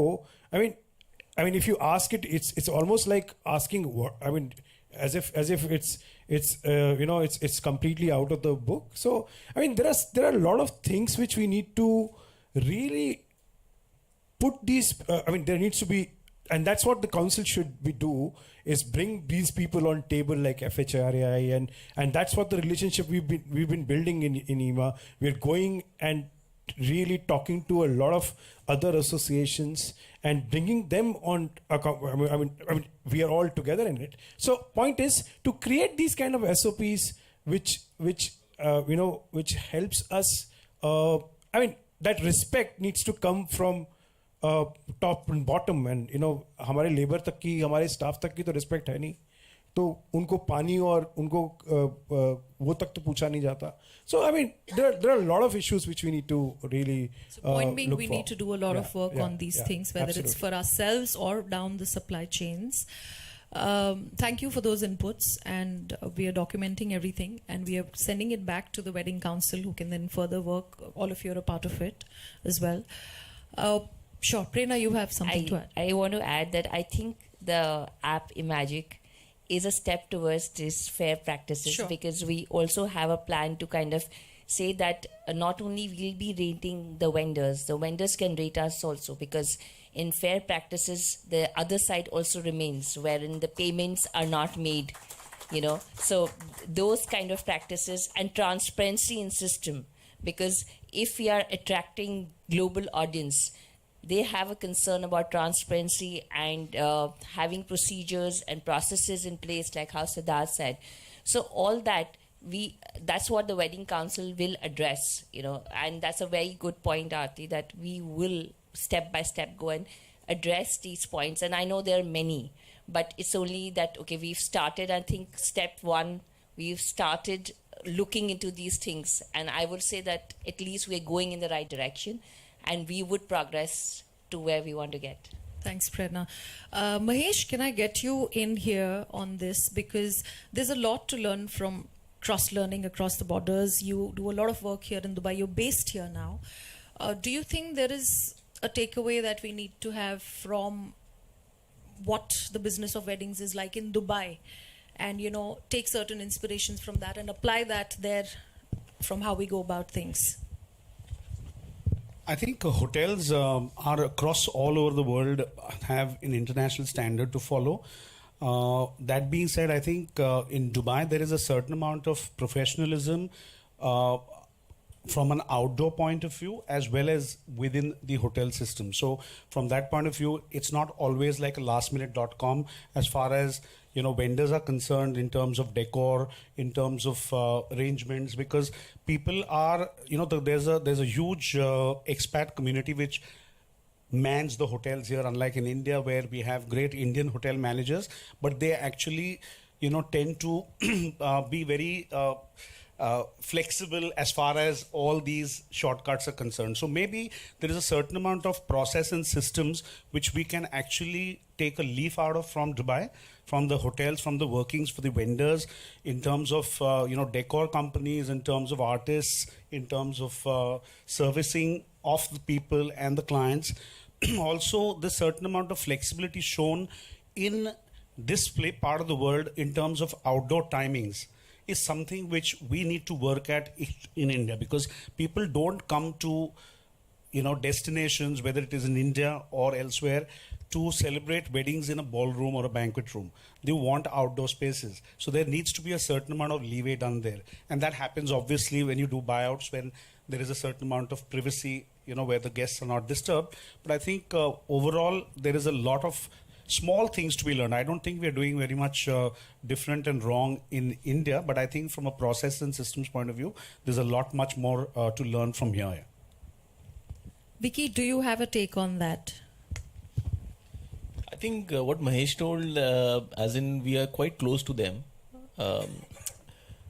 Other than the fact the people here are very cut to cut. Like there's no emotion which we get from people in India. There is a crisis, and you see the entire hotel at your back when it comes to weddings in India. You go to the toughest of the place like Umaid Bhawan Palace or any XYZ place. This is where I somehow miss in a place like Dubai. Like your crisis, your problem. The best place in the world to work with hotels is India. And I'm serious. The best place in the world to work with hotels is our country, India, because as he used the word, there is a human connect that does business in our country. In most of the other developed parts of the world, they go by the book. They don't have authorities. They have no experience to problem solve. They can't crisis manage, and they're stiff.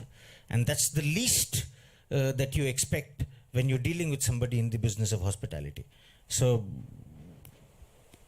इसमें मैं किसी से कितनी भी debate कर लूँगा. और Indian weddings are mostly crisis. What is crisis? what is crisis? Look, achanak se crisis can come from anywhere. Yeah. And that is the maximum time, we want people at our back. I want to add something, Aarti, and I'm sorry, this is not about UAE, this is not about Europe, UK, or America. This change in the attitude and approach, as far as the Indian business of hospitality is concerned, where people have also started to behave like opportunists, is the influence of the Western world. Till the time you only had the Oberoi and the Taj, it was not like this.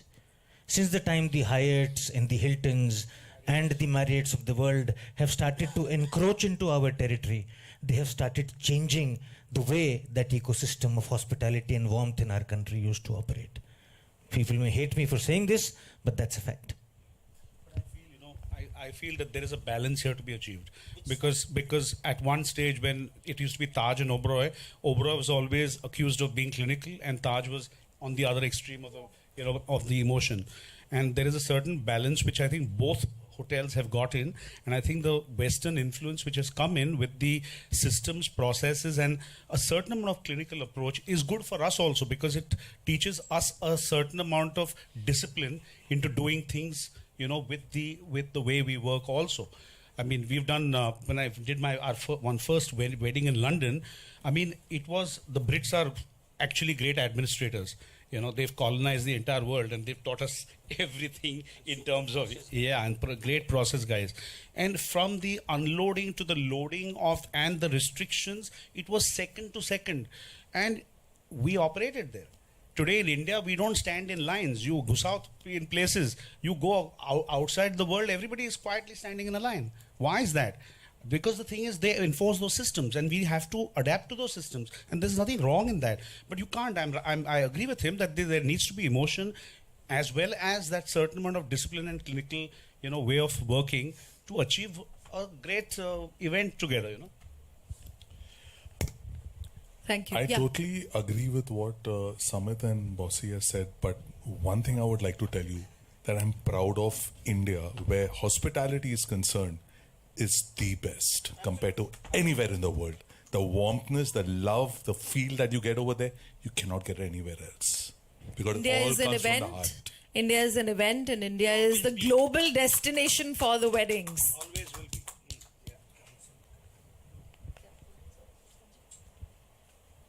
So this is exactly where the council is coming in and working on all these things. We are going to bother you even after this panel. The sentiment of this panel is not restricted to this stage and to Dubai. We're going to take this on along with all the August members that we have on the council, and actually work on these nuances of the business, and how we can grow together, and how we can actually make India is the event, a statement from our president, a reality, and take that on to the business of weddings. I thank all of you, everybody, to be here. Siddharth, you have small something. request. Can we have the slide come back again, and if we can name them all, the wedding council people? Sure, sure. Let's just announce their names, please. Sure. So the wedding council members, slide back here again, please.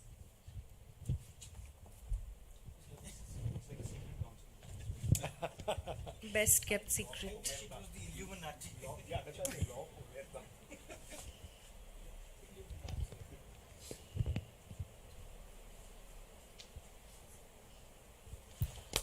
There we go, in the order of alphabet, actually.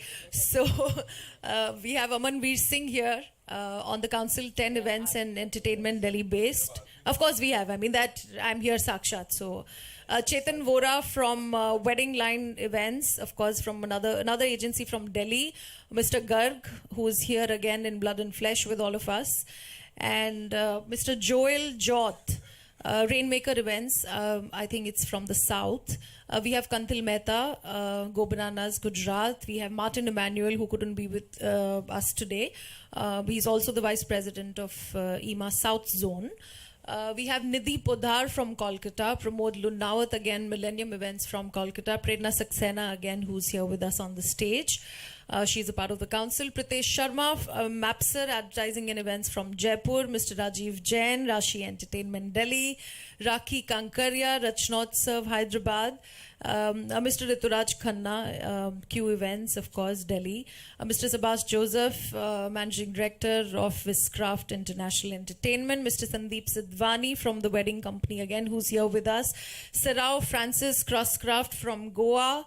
Siddharth Chaturvedi, of course, General Secretary EMA, and also represents a wedding and corporate company from Jaipur but works all over. Mr. Suman Jaikrishan, his Scenographia is his company based in Delhi, works all over. Ms. Vandana Mohan, Wedding Design Company, again from Delhi and works everywhere across the world. Mr. Vicky Tulsian, who is here looking nice and glary. And Mr. Vijay Arora, not last from Touchwood Entertainment Delhi. That's pretty much the council that has been proposed and they've agreed upon, and it'll be evolving as they work together, as we all work with them, and we might have more names to add here, and may God bless us all and we work towards the betterment of the industry. Thank you very much for doing this with me. Tell me. Yes. No, just wanted to thank everyone for coming ahead, and it is such a momentous day today. Look at what we've achieved in this whole day today, and 3 cheers to EMA, 3 cheers to all of us. It's so much fun when we're all together in this. Thank you so much, everyone. We should get a picture together. To the home slide back, please. Let's have the rose amongst all the thorns here. 2 roses. 2 roses.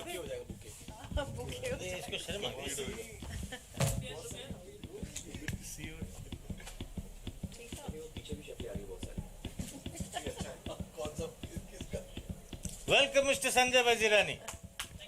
Oh, finally. Now that's what I call fashionably late.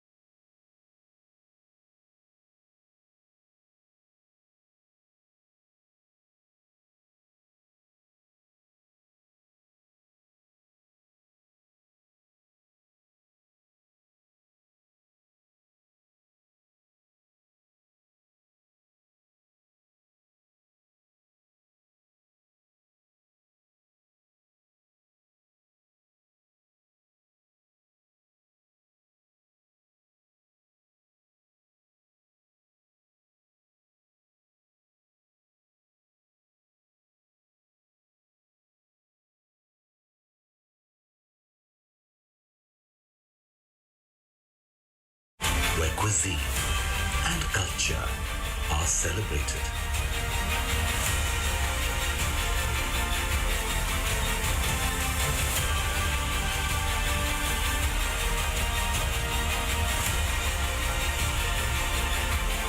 Where air, water, and land all become the place for never-before experiences. The sun has risen on the sector once again as we become the land where the biggest and the best join hands.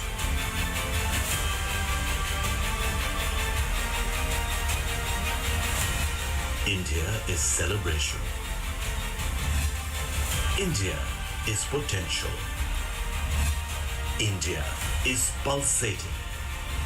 India is an event.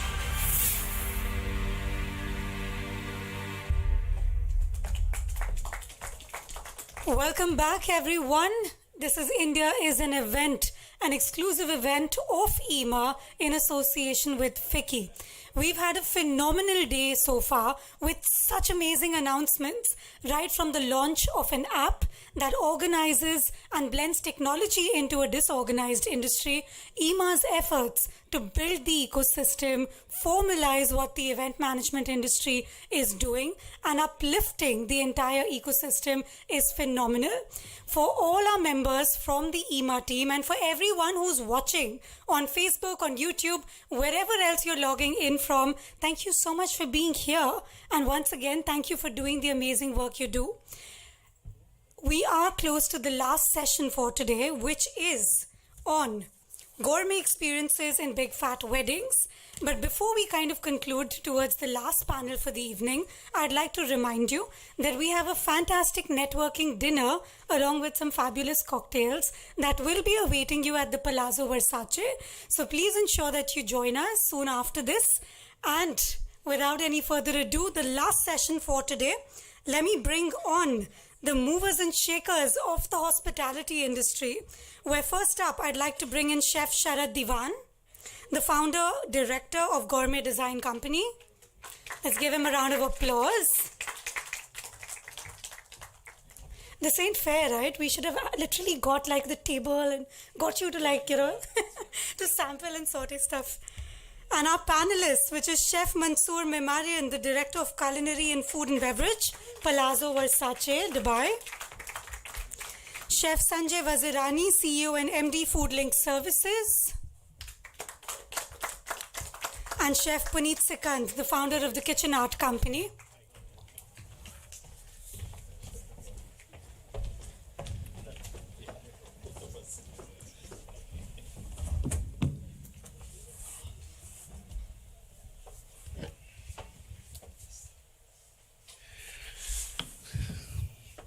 It's actually quite an honor to be sitting with such a, I don't know how to put it, such a heavy-duty panel. Each one of them have been in the industry for so long, has achieved so much, and given so much back to this industry. Now, the session is short, but feel free to stop me whenever you want to, and you just want to sing a song, because I think what we are out here is to tell people what we are all about. That's what we are. We are entertainers using food. Okay, that's what we are here for. In a wedding ceremony, in any wedding, especially in a big fat Indian wedding, it's decor, entertainment, and food, which are the main three pillars of a wedding. And EMA sort of ties all these three things together with their efficiency and with all the people who work under the banner of EMA. But times have changed, in the sense the demand of the customer has changed. Today, customer doesn't want just a good wedding ceremony. They want that ceremony to become like an event on its own, like a memory. It should be that at the end of the day they could tell stories, to the generations later. Ki ek shaadi hui thi, the wedding had happened in my family. So they want to create stories. So how do we create those stories is what we are going to talk about. First question, which is common to all of you, is that we have passed through a very dark phase, so to say. before COVID, BC, that's what they call it, before COVID, in your particular field, there was something else, and now it is something else. So quickly, those one or two things pertaining to yourself, and let's restrict ourselves to food mainly, which you think has changed, over that period, Chef Mansoor, Palazzo Versace, please, let's start with you. I would. Good evening, first of all. I would like to give the first word, of course, to Sanjay. So before starting, I have 5.5 years ago, I started, to enter into this field. And what I know, what I learned is actually through mainly Sanjay and his company. So I want to show my gratefulness here. So, and he should have the first word, I think. Thank you. Thank you for saying that, Chef Mansoor. Thank you, Ima, for inviting me on this platform to be able to, share my little views. So I think COVID was drastic, and I think the bigger the size, the more difficult it was to, fall and get up.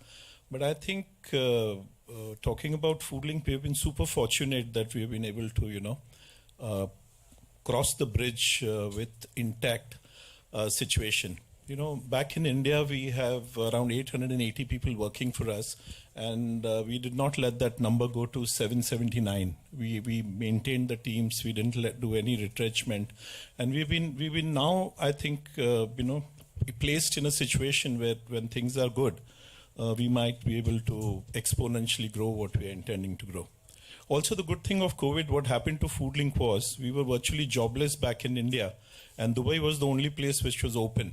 And with our skill sets and with our, little know-how, like I moved from a smaller place, back in Gujarat to Bombay, and then built Foodlink with the same experience, with the same enthusiasm, I would say, we started Dubai with zero capability because all the reserves were virtually finished.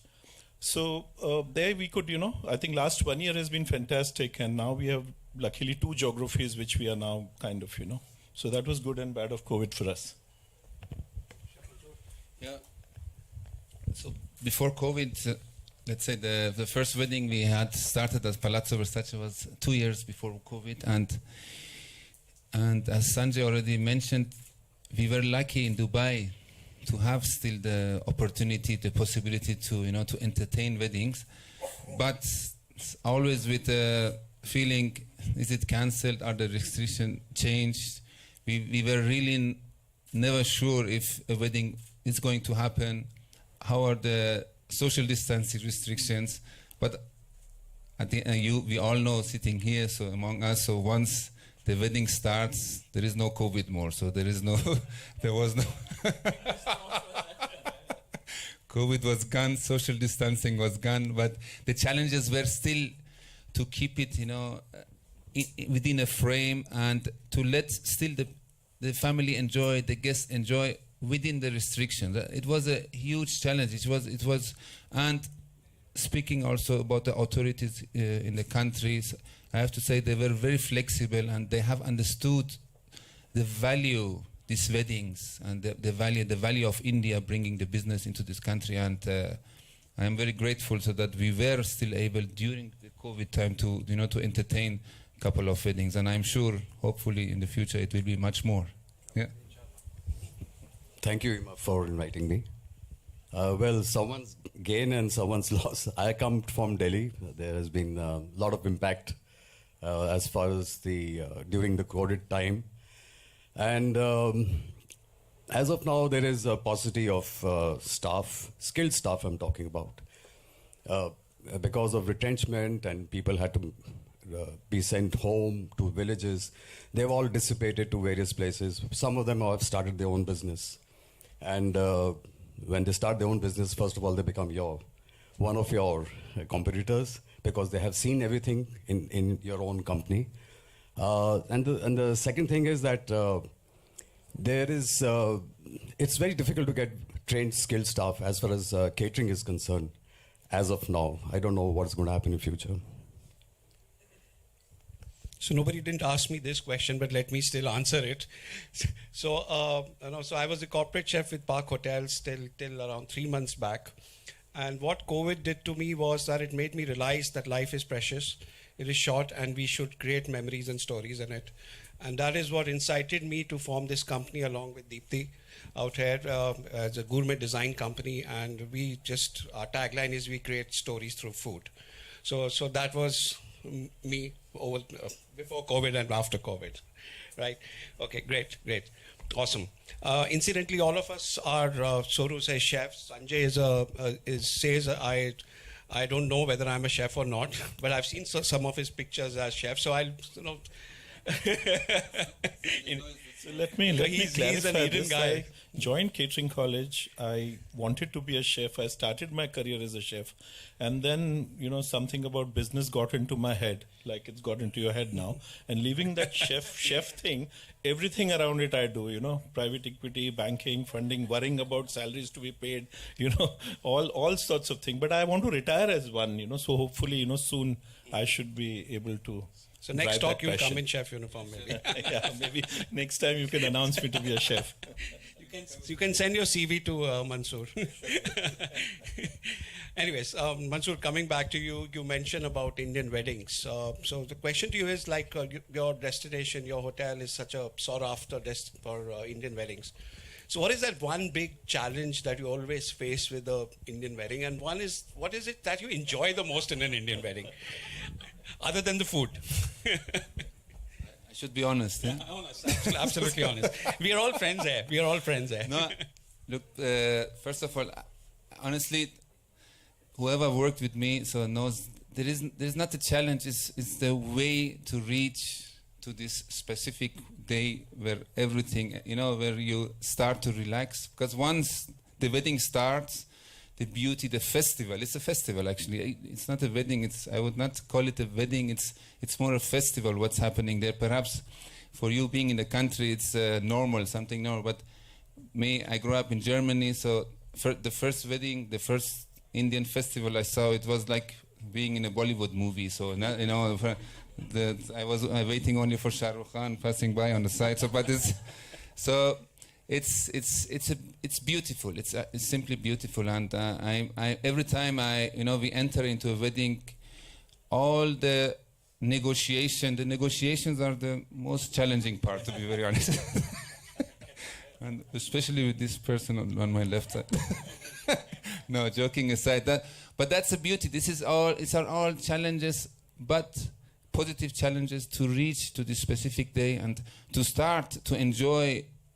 These 3-4 days with the family, because we working there, and I hope the family feels it also. The feedbacks I have always received, they feel that we are also enjoying the time, the process, and that's the beauty of it. And it is needed.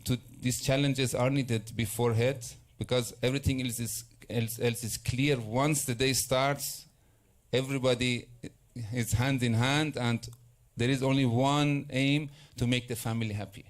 And that's the most important. What do you enjoy the most? The food, the dancing on the music? What is it? No, first of all, I love the dresses. No, I enjoy the entire package, and it's not only. I have not seen only here. I have seen also in India, in Mumbai, with Food Link, a different kind. Also, with bigger weddings, and so it's the atmosphere is. You cannot describe it, because it's a feeling. It's not easy to describe once you have not seen it. You are in a different world, and by weddings, I start early morning at 7 o'clock. Sometimes my wife has to call me at 2-3 o'clock in the morning. I come back home, so because I forget the time. So that's the beauty of it. Yeah. Sanjay, so you have been in Dubai now, handling Indian weddings. Out here. So what has been your journey, in the sense, were there any challenges in setting up the business out here? How was the support that you got from the everybody that's required to set up a business out here? Is it challenging to handle this sort of business in Dubai? So to me, if I have to be very honest, I think if you had done this 10 years back, it would have been a great story. Dubai, by and large, I think is the very easy to do business kind of a place. The kind of ecosystem, the kind of support system, to this extent that, once we came here, we were recognized on their own by the Tourism Board and the Commerce Ministry. And His Excellency Hilal Almari, who's the DG Tourism, one day I was in Delhi doing some work and I got a meeting invite from him. And I was wondering how did this happen? Because we had done 1 or 2 events and maybe it reached them somehow. And they called me to their office and they offered me all sorts of possible help that, one would need to do business. That time we were just a one restaurant and just aspiring to do little catering. So last 10 months we've been able to now do 7 restaurants and our catering base kitchen has been set up. And we have a massive now cutlery, crockery, warehousing, what is our hardware for our kind of business. So I think ease to do business support, I think is fantastic. It's slightly expensive, because we always calculate it by 20 or 21 rupees. But then your revenues are also in that form. So to me, with the kind of little experience we carried back in India, I think Dubai is a very good place and a very easy place to come and do business in. Chef Puneet, we all call him Guruji because he's Guruji for all of us. He has taught all of us, he's helped us be where we all are today. He's been the pioneer. He's not just the founder of Kitchen Art Company, he's the founder of what we call experiential dining, started in Delhi, and he's 25 years, he's been to all places, but I don't think so he's been to Dubai as yet. So that's my question to you. So that's my question to you. You've been all over the world. You're showing me pictures that you've been in Europe and all beautiful spaces.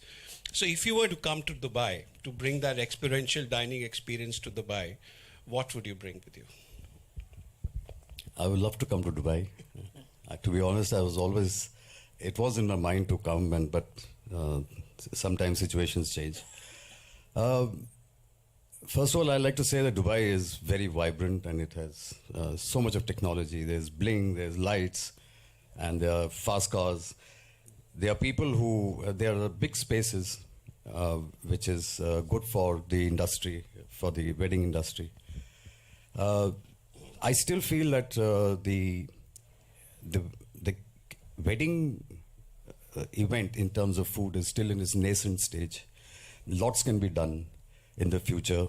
I agree with Sanjay saying that we should have started earlier. There are things that which will come here soon, which will be completely a different situation and different look to the event industry, catering event industry, as far as Indian weddings are concerned.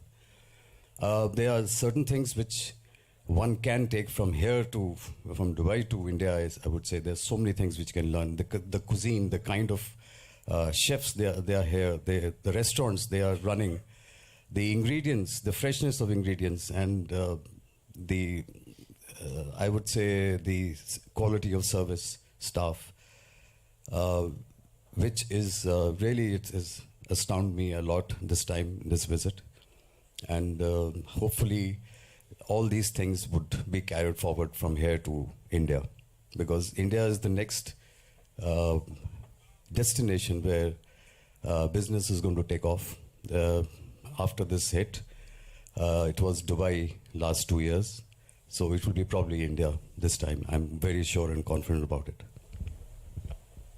Awesome. That's so encouraging to hear that the sun is going to shine on all of us very soon. Coming back to you, Chef Mansoor. So when there is a wedding which happens in your hotel, so you head the operations of the whole hotel. Do you look into all the menus of the Indian wedding? Of course. Huh? Yeah. Of course. Yeah. That's 100%. So and as I said in the beginning, the first catering company I worked with and I learned a lot from was Food Links, and I would like to share an experience. And I come from a German background, and I cooked there 2 Michelin stars, and you can imagine my kitchen is very organized. So 1 + 1 is 2, nothing else. So it's very organized. Salt has to be always there, pepper there. And the first time when the group of Food Link came in, where they were around, I think 70 people. I think I had 3 heart attacks directly in the kitchen.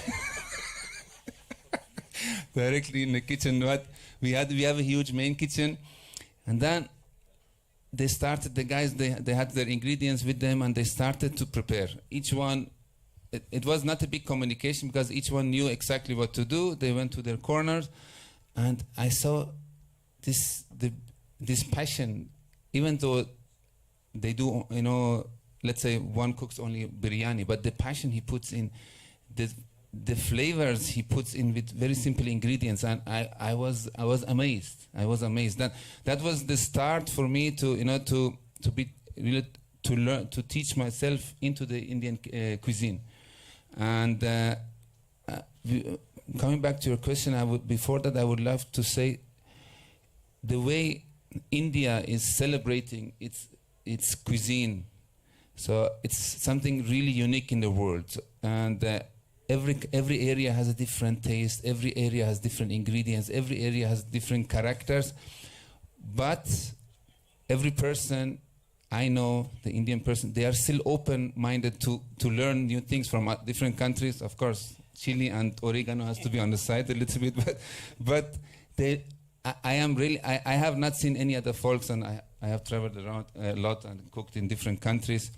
But the beauty, you look after your authenticity of your food. Everybody should be proud of that, and it's something unique in the field of culinary, and I have not seen it anywhere else, and really I would love to congratulate you. It's fantastic. And Indian cuisine, I don't think anybody in the world knows the full Indian cuisine, because every street has a different cuisine in India. But I would love to learn always more, and I am really looking at each and every ingredient coming into the hotel, and that's the beauty of our job. So you must have tasted a lot of Indian food. I have tasted a lot of Indian food. So what is that one dish which you call a true Indian experience? Oh, yeah, one dish. That's not the most two dishes, difficult only one question dish. you ask me now. One dish which you say it's a true Indian experience. I believe it does not exist, because all the dishes have different characters. So it's especially if you ask me in a German cuisine, I can't tell you like that. No. But Indian cuisine, each and every area, each and every corner has a different specialty and its own beauty. And I had tried street food in Mumbai, and I have still the taste there. So I don't know what the guys did. He put, it went to a leaf, some ingredients, he burned it and he put it in my mouth. But I have still the taste there. So that's the beauty of Indian cuisine. That's the beauty of Indian. There is no dish you can highlight. Yeah, and the beauty lingers on for many days. Yeah. That's it. I'll say something else. So Chef Mansoor, he got only 3 heart attacks first time when you met him. So then we thought we'll take him back to India. So he's been, extraordinary, modern Persian molecular 2 Michelin chef, and we've got him to India 3-4 times to, be part of our support and to enhance, what we do. And I think one of the finest chefs ever, in our kind of repertoire, though we haven't seen too much yet, but whatever we've seen, he's fantastic, yeah? Thank you so much, thank you.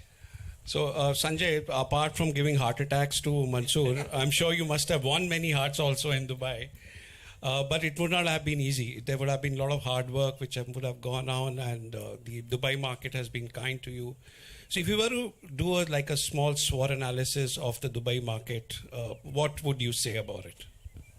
I think in Dubai we still are a startup, I don't think so. I'm in a position to really give you a SWOT analysis per se of, do it. But yes, I think opportunities are too many. All world-class venues, ecosystem which is fantastic, where if it's a simple wedding, you approach anybody out of the wedding cell at the tourism board, they jump in.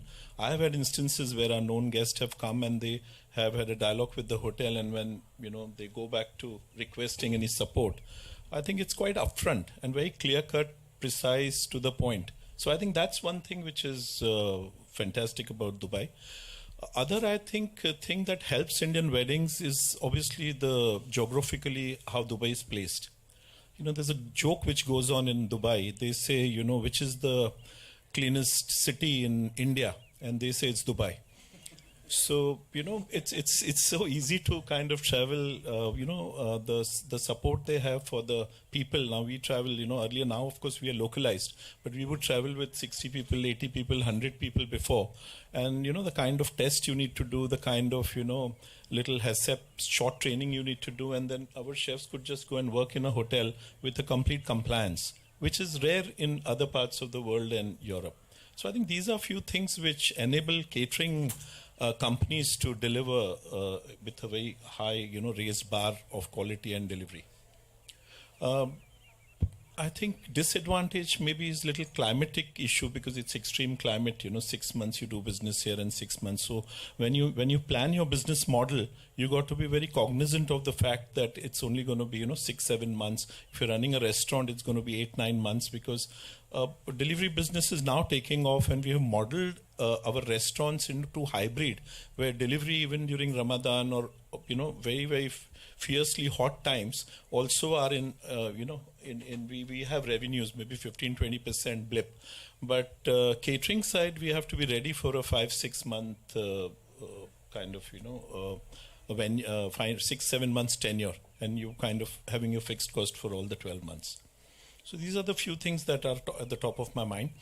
I think geographically, Dubai is also laid where, now Kuwait is opening up, Alula is opening up. So we've been invited to, come and meet the tourism board to do catering, especially maybe 2 weeks down, we are meeting them. Oman is quite nearby. Driving distances to a lot of locations where your gadgetry or hardware of catering, which is the core worry we catering companies have. I think it's fairly easy. But having said that, I was liking Dubai. I was finding it very exciting and very big during COVID. But as soon as the Indian markets have opened up, I'm finding this to be fairly small size of a market. And I'm finding that, India consumption story is immense. I think if you do things rightly in India, I think it's a 30x market of what UAE would be, size-wise. So these are my thoughts on, why Dubai.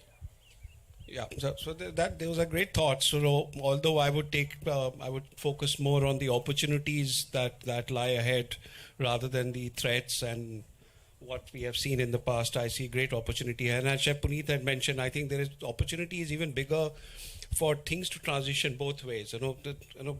Great success, business successes happen when transition happens both ways. So while you are looking into getting people from India to come and celebrate in Dubai, maybe you can tell Dubai people to go and celebrate in India also. So it could be a good two-way traffic, and you could use food as a good thing out here, because Dubai is said to be the gourmet destination. Even though Chef Mansoor said, every street gives you a gourmet delights in India, but Dubai is said to be the gourmet destination. In fact, in the hotel industry, it is always said that the best ingredients in the world always land up in Dubai first. That's what we talk about in hotels, and then the rest of the world gets it. So, talking of that, about ingredients, talking about quality, Chef Puneet has written in his kitchen, that's the utmost. I also come from a school of food learning, where my teachers used to tell me to focus on two things. One is Zaika and one is Junoon. So Zaika means I have to, the khana tasty hona chahiye. So food should be tasty at the end of the day. It's something which it should linger on. It should touch all your senses. And Junoon means passion. That, whatever you do, you have to do it with passion. There's no recipe which says passion anywhere. It's only ingredients and methods. Passion is not written there, but without passion, you can't do any of it. But now, although Junoon, Zaika is still important, but what has been taught to all of us is that now design has also become important. That's the reason why I have design in the name of my company. And that's a question to Chef Puneet, who does a lot of designer sort of setups when he's catering. So is design that important in creating culinary experiences, in creating writing stories, food stories? Is design that important? I'd like to ask the audience. This answer would be common to all. It'll be, all of us will say that. Why I asked this question was also that this was not so much in focus till 5 years back, and suddenly the focus is a lot When we sit down as chefs with the designers, we want them to move the design element from the main banquet hall to the food area also, that sort of thing. So all those things are stemming from there. They were not, if they were so important, why were they not there before? Apart from Junoon and Zyka, there is jo dikhta hai wo bikta hai. So whatever it is, there are certain places at some time your Zyka may not be up to the mark because of some reason. Ingredients nahi mil rahe, ye nahi ho raha, wo nahi ho raha. But if you see what you see and what you like, you won't lose any points, I would say that. Design and precision specialization, I think, is what is important nowadays and in the future. Everyone will have some specialization. There will be collabs, one specialization with another specialization, making a big event. That's always going to happen. It's not going to be one-man show and doing so many ingredients, so many service points of different cuisines in a wedding.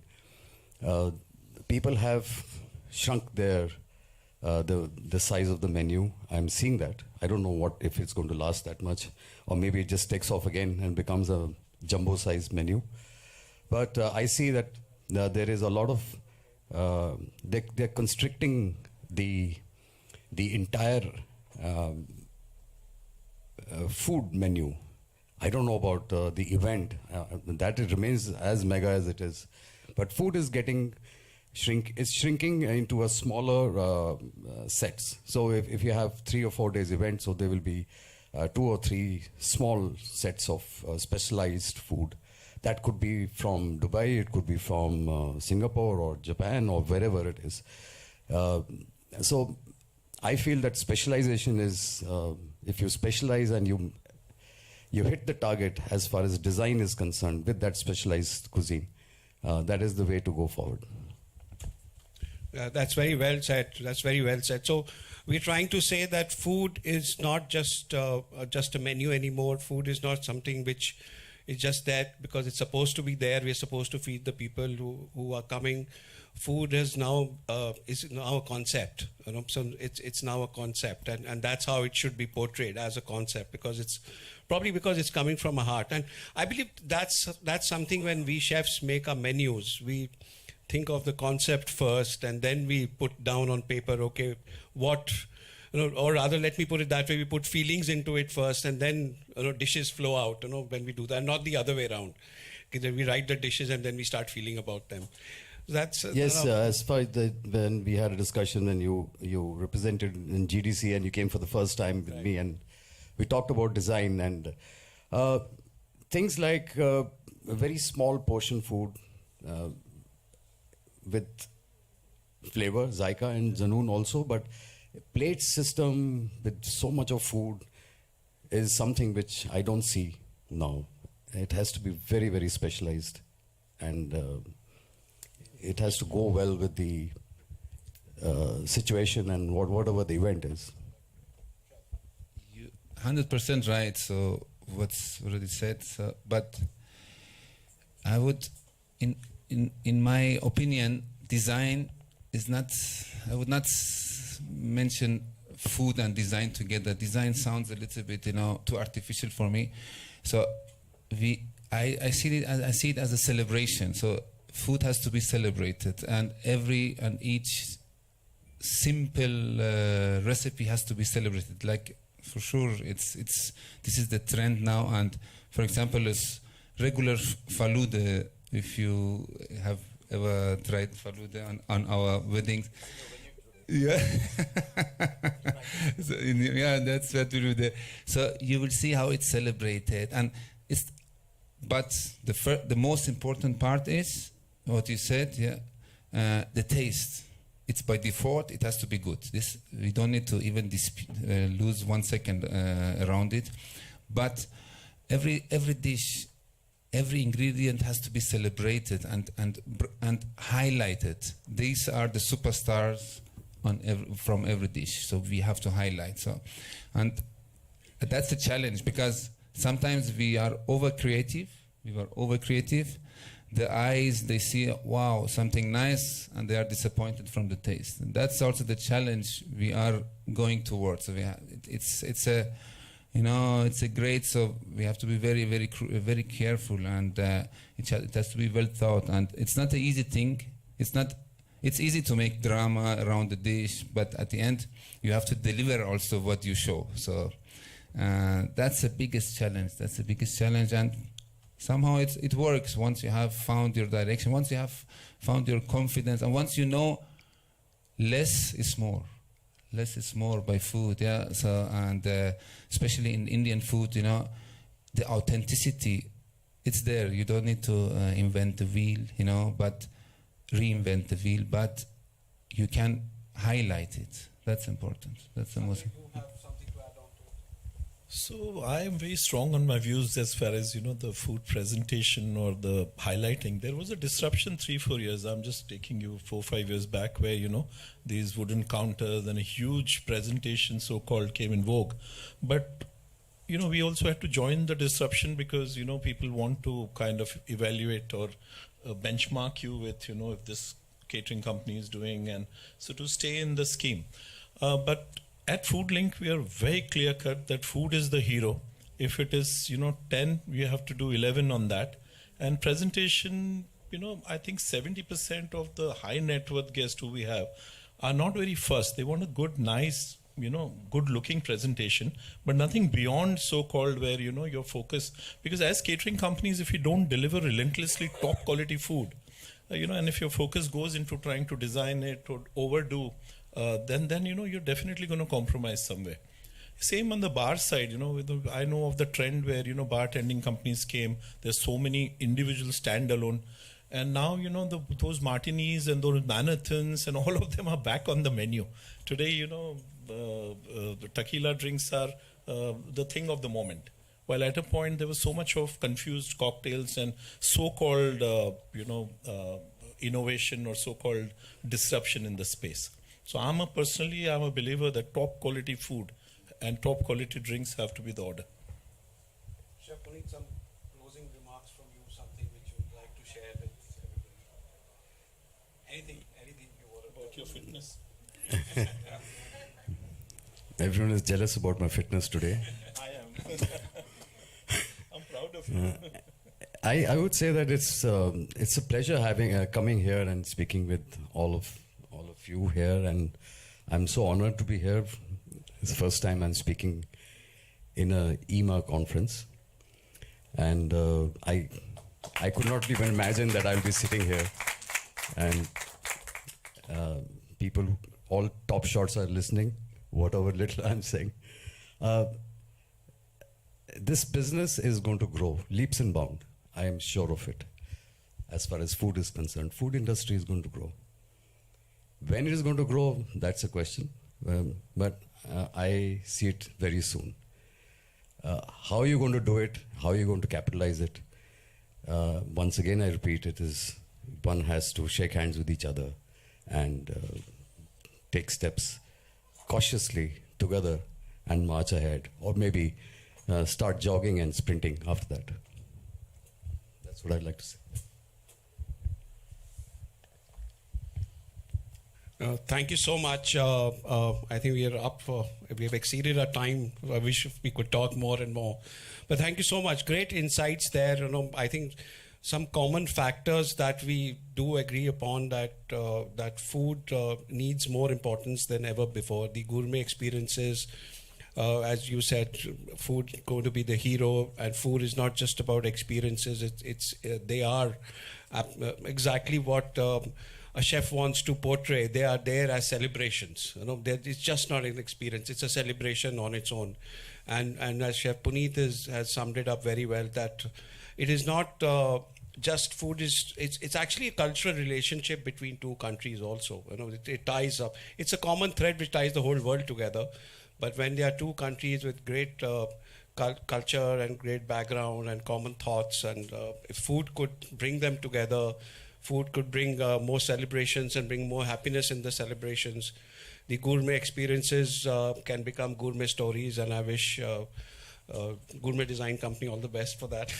And but if we all stand together and I think focus more on food, I think that's something which we can bring up much more. Thank you all very much. It was an honor talking to all of you. Thank you so much. Any questions from the audience? If there's a minute, in case no. Can I please invite Mr. Satyabrat Sanu from Prelude to kindly come up on stage and hand over mementos to our panel members? Sorry? Okay. Can I also invite Roshan and Samir? Samit. Please join us on stage.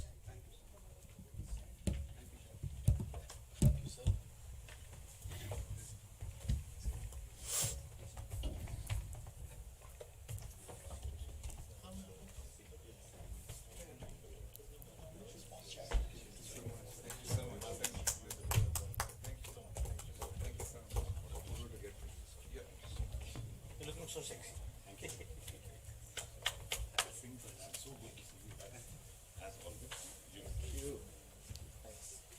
Look at that.